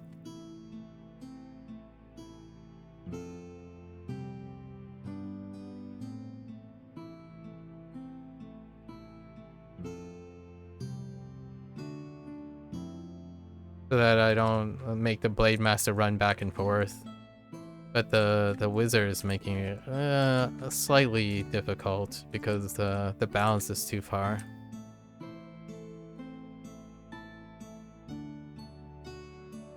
Just slightly too far. They're trying though. Gotta stick to Orcus like a madman.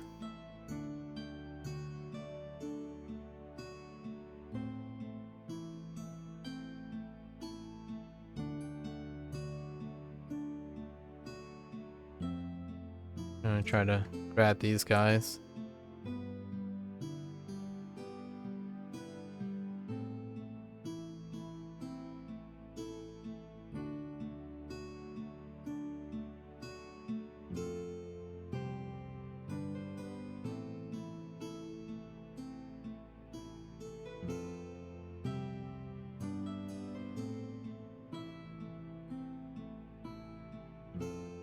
Dude, that stack damage is absurd. What the heck? The double duty from the swing and the Halister blast? Like, what the freak, dude? That's instant death on Masters. Like, there's no way.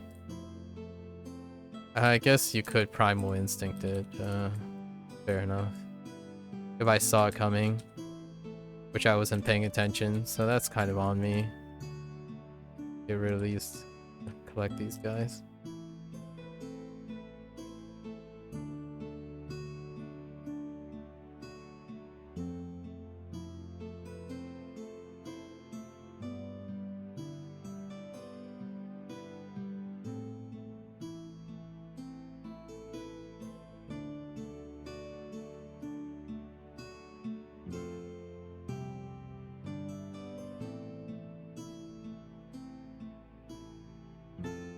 Whoa, whoa, whoa.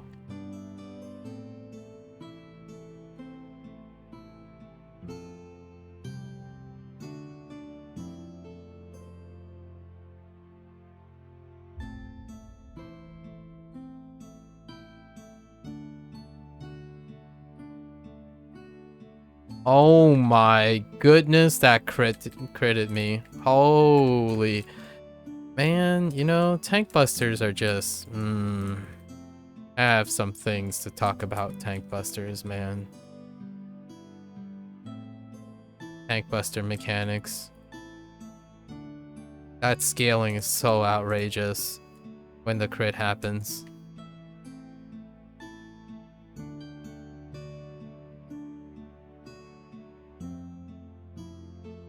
I guess I could get the Primal Instinct up to prevent the crit. That might be what we should do from now on. It's safer than Battle High.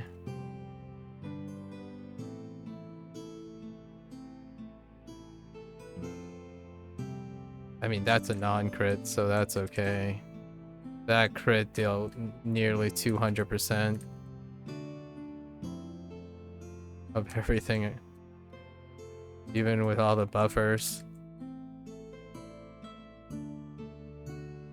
Nice management. Good job, guys. Well done. The ad management was fantastic.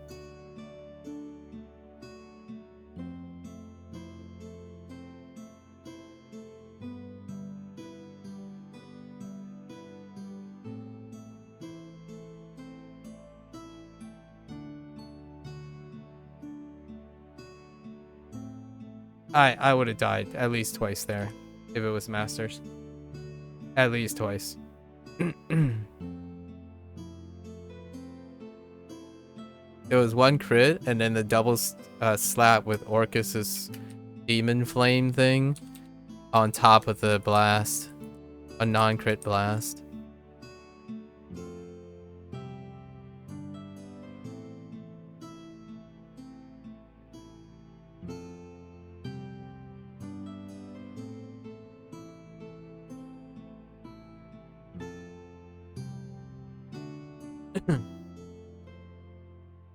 Death.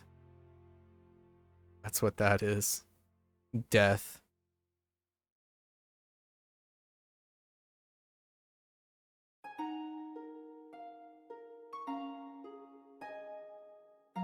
Someone blew their load there.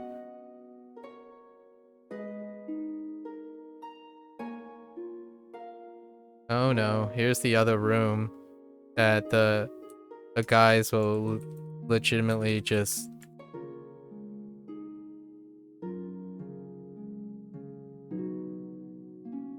Oh, okay. There was some load left. Only one guy blew their load.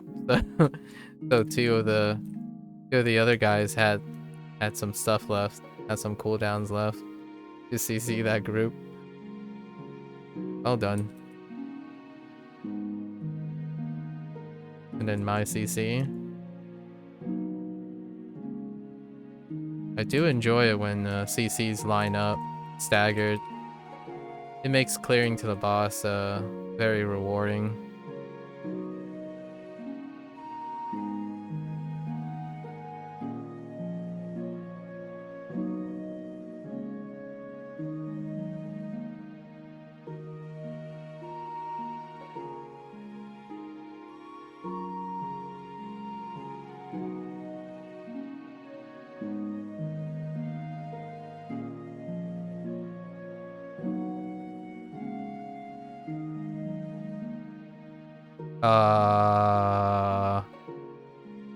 Yep, someone forgot that there was a group there.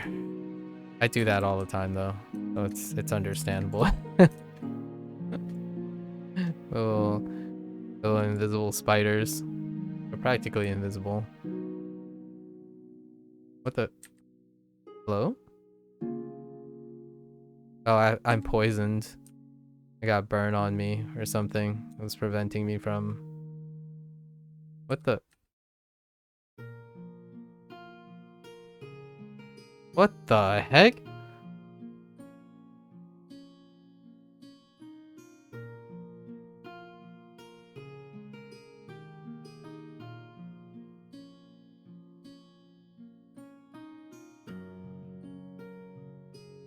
Alright. Try not to get webbed.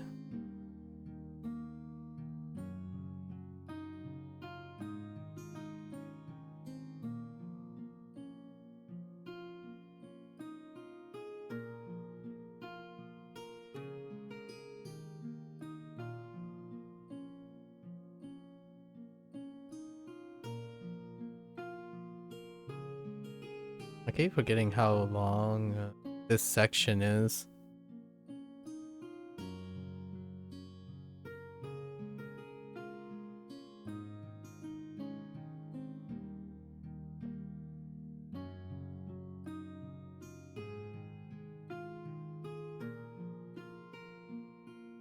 Okay.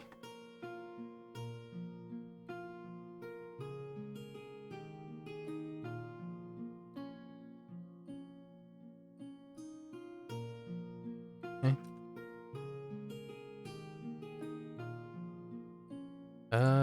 Yep. Yeah.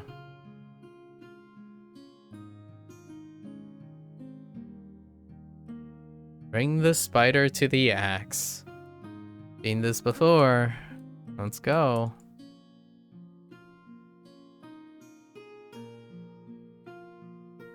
I gotta like tap the spider and then bring it to the axe. Just gotta remember that. And not get like...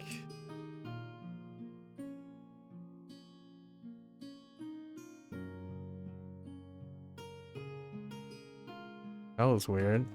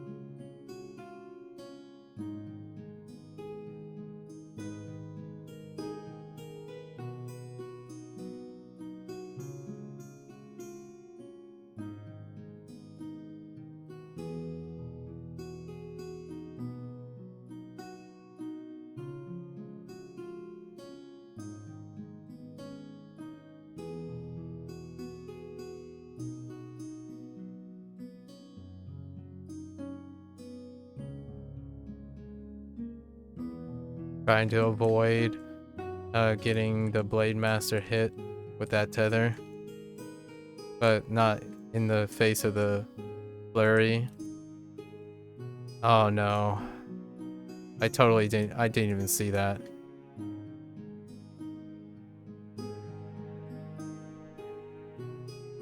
I gotta get better at seeing that.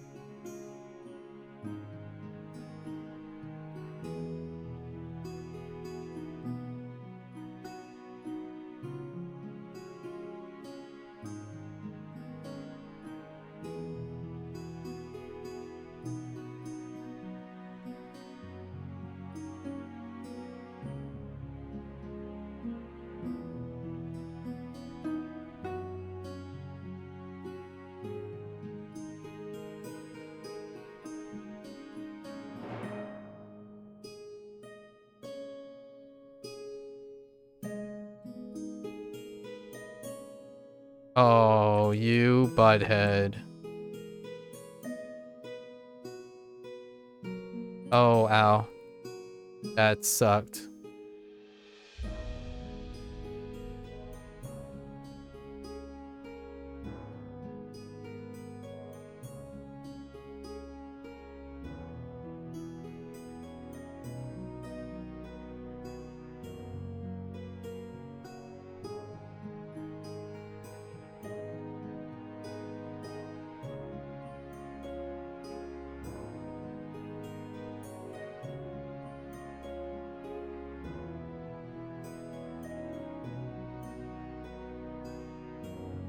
I can't actually move it closer.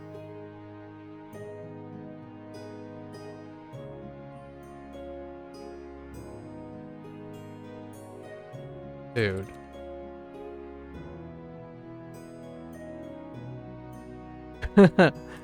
Like...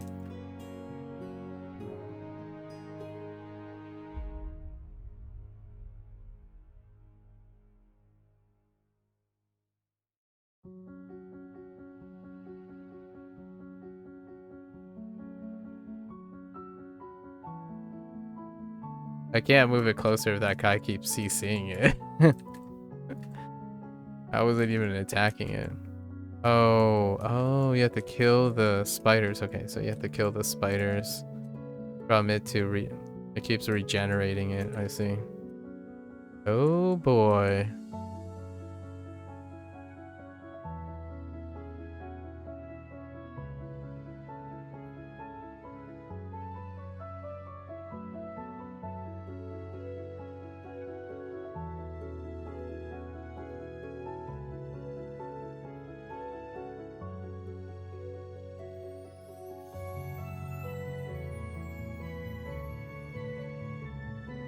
Ooh, no recovery items. Stretched thin.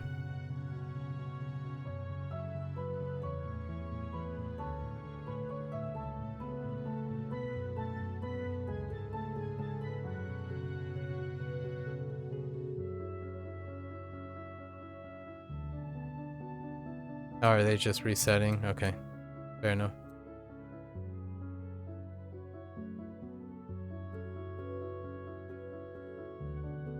Guess that's what happens.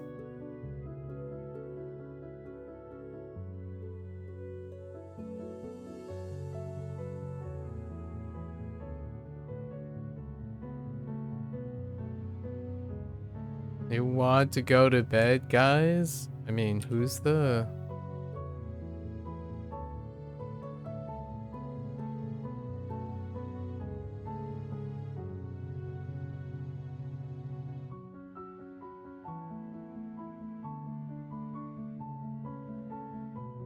Wow, this Blade Master is pretty toxic.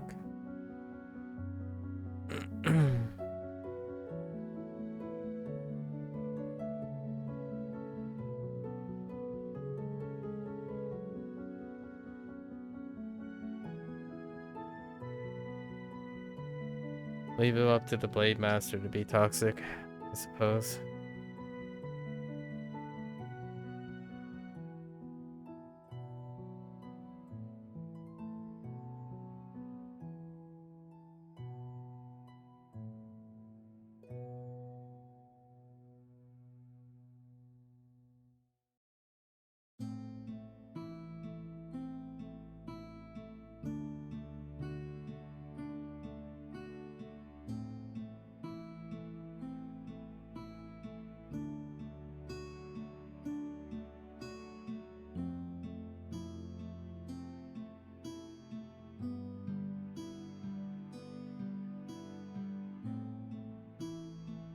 Dude, what is your problem? Man, this Blade Master.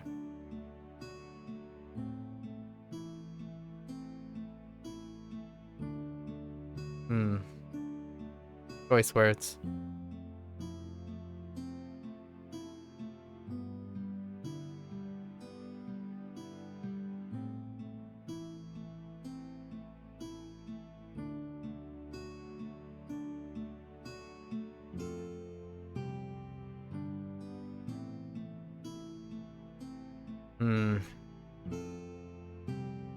The healer isn't saying anything, obviously, because they're deflecting blame for their incompetence. I mean, if you're not micromanaging your health as well, which I clearly saw that they weren't micromanaging their health, it's also part of their roles.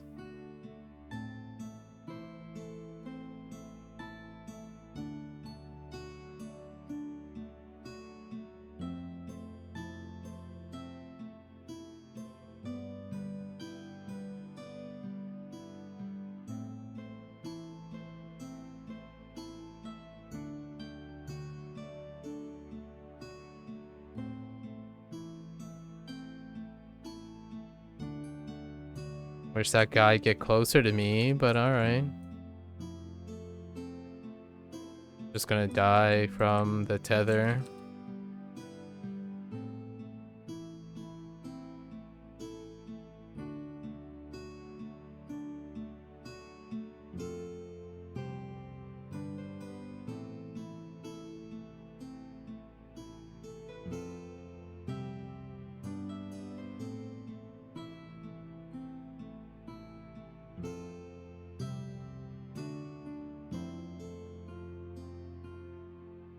Yay, tether's not on me. Hooray.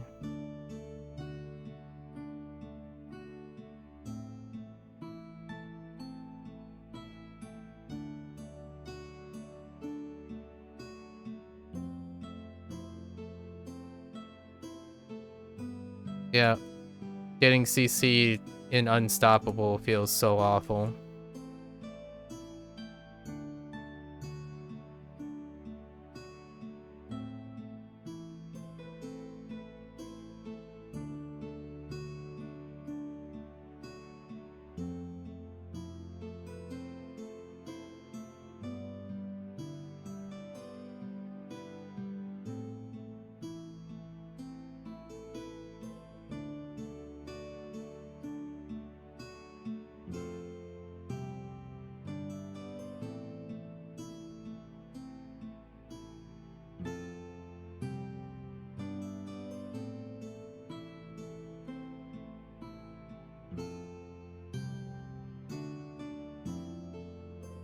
I'm guessing you have to be on the outskirts when you're, Dude. That's so lame. Ow.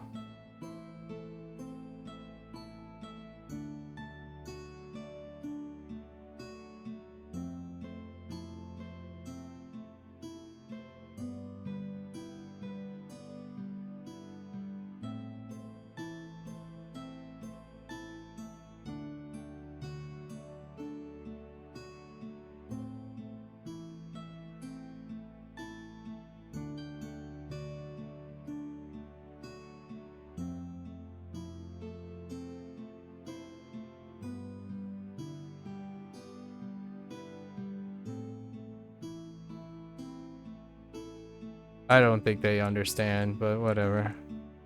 It's fine by me. If they think their toxic advice was the reason why that worked.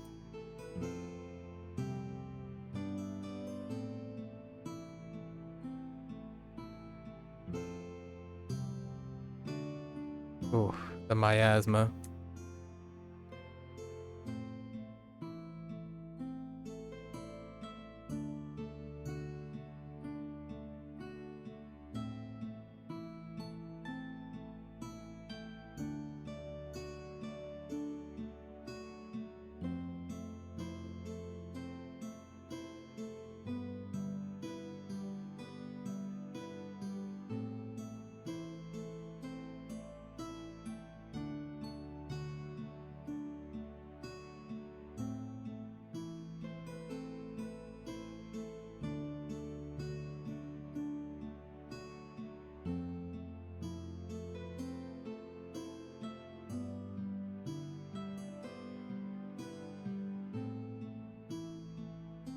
Oh, thank goodness.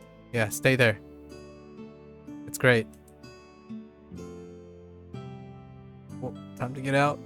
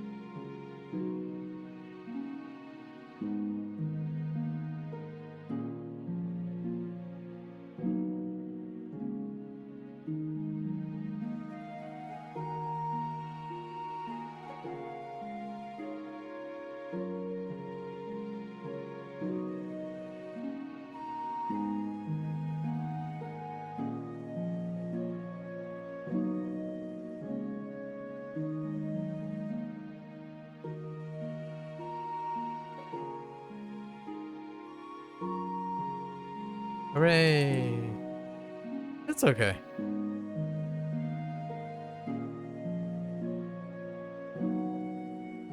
It was like, alright, I would say. Just, alright.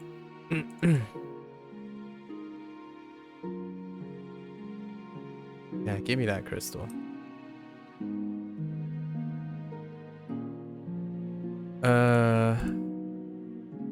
Rip.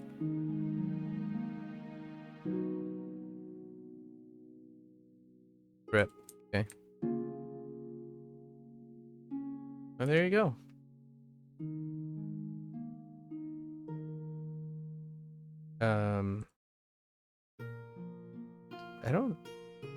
I don't ever remember to check the drops off the guys, so I don't know how many like reagents I come across and just forget to pick up. All right. Guess that's good for today. 9. Gonna try to find some time to do recruitment within this week, just to see what it's like. I'll record another thing for recruitment.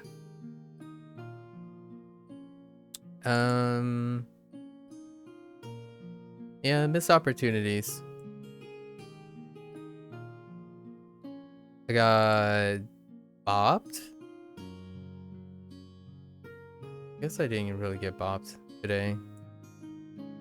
It wasn't too bad. But there are still area and there are still things in it, like I don't know how you would survive that with the scale up. Maybe it gets scaled down. Maybe it gets scaled down sometime, but man, some of those hits are incredibly brutal.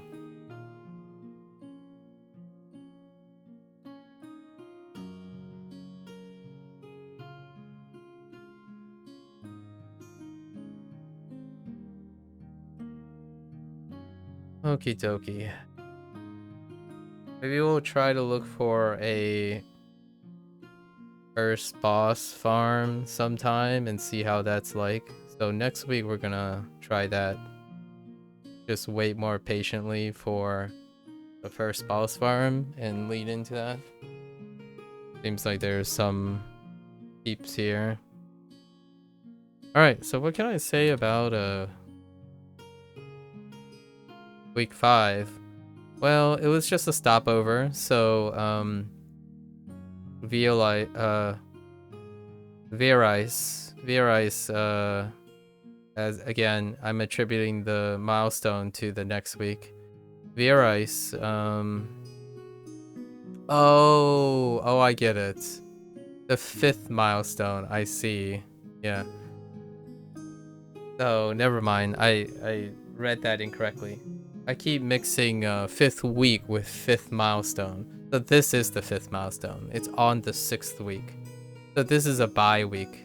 So, but since we matriculated the end, right, of week 4, the 4th milestone, it was okay. It's just another layer of duplication for currency, and I'm guessing Vierice at some point will have his own version of either a weekly or a paired repeatable.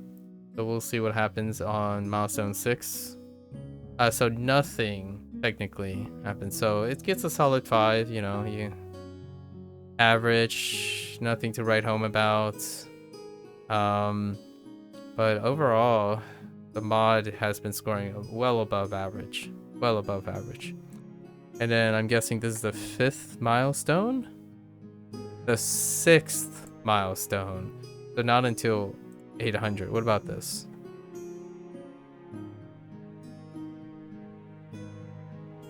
It doesn't really...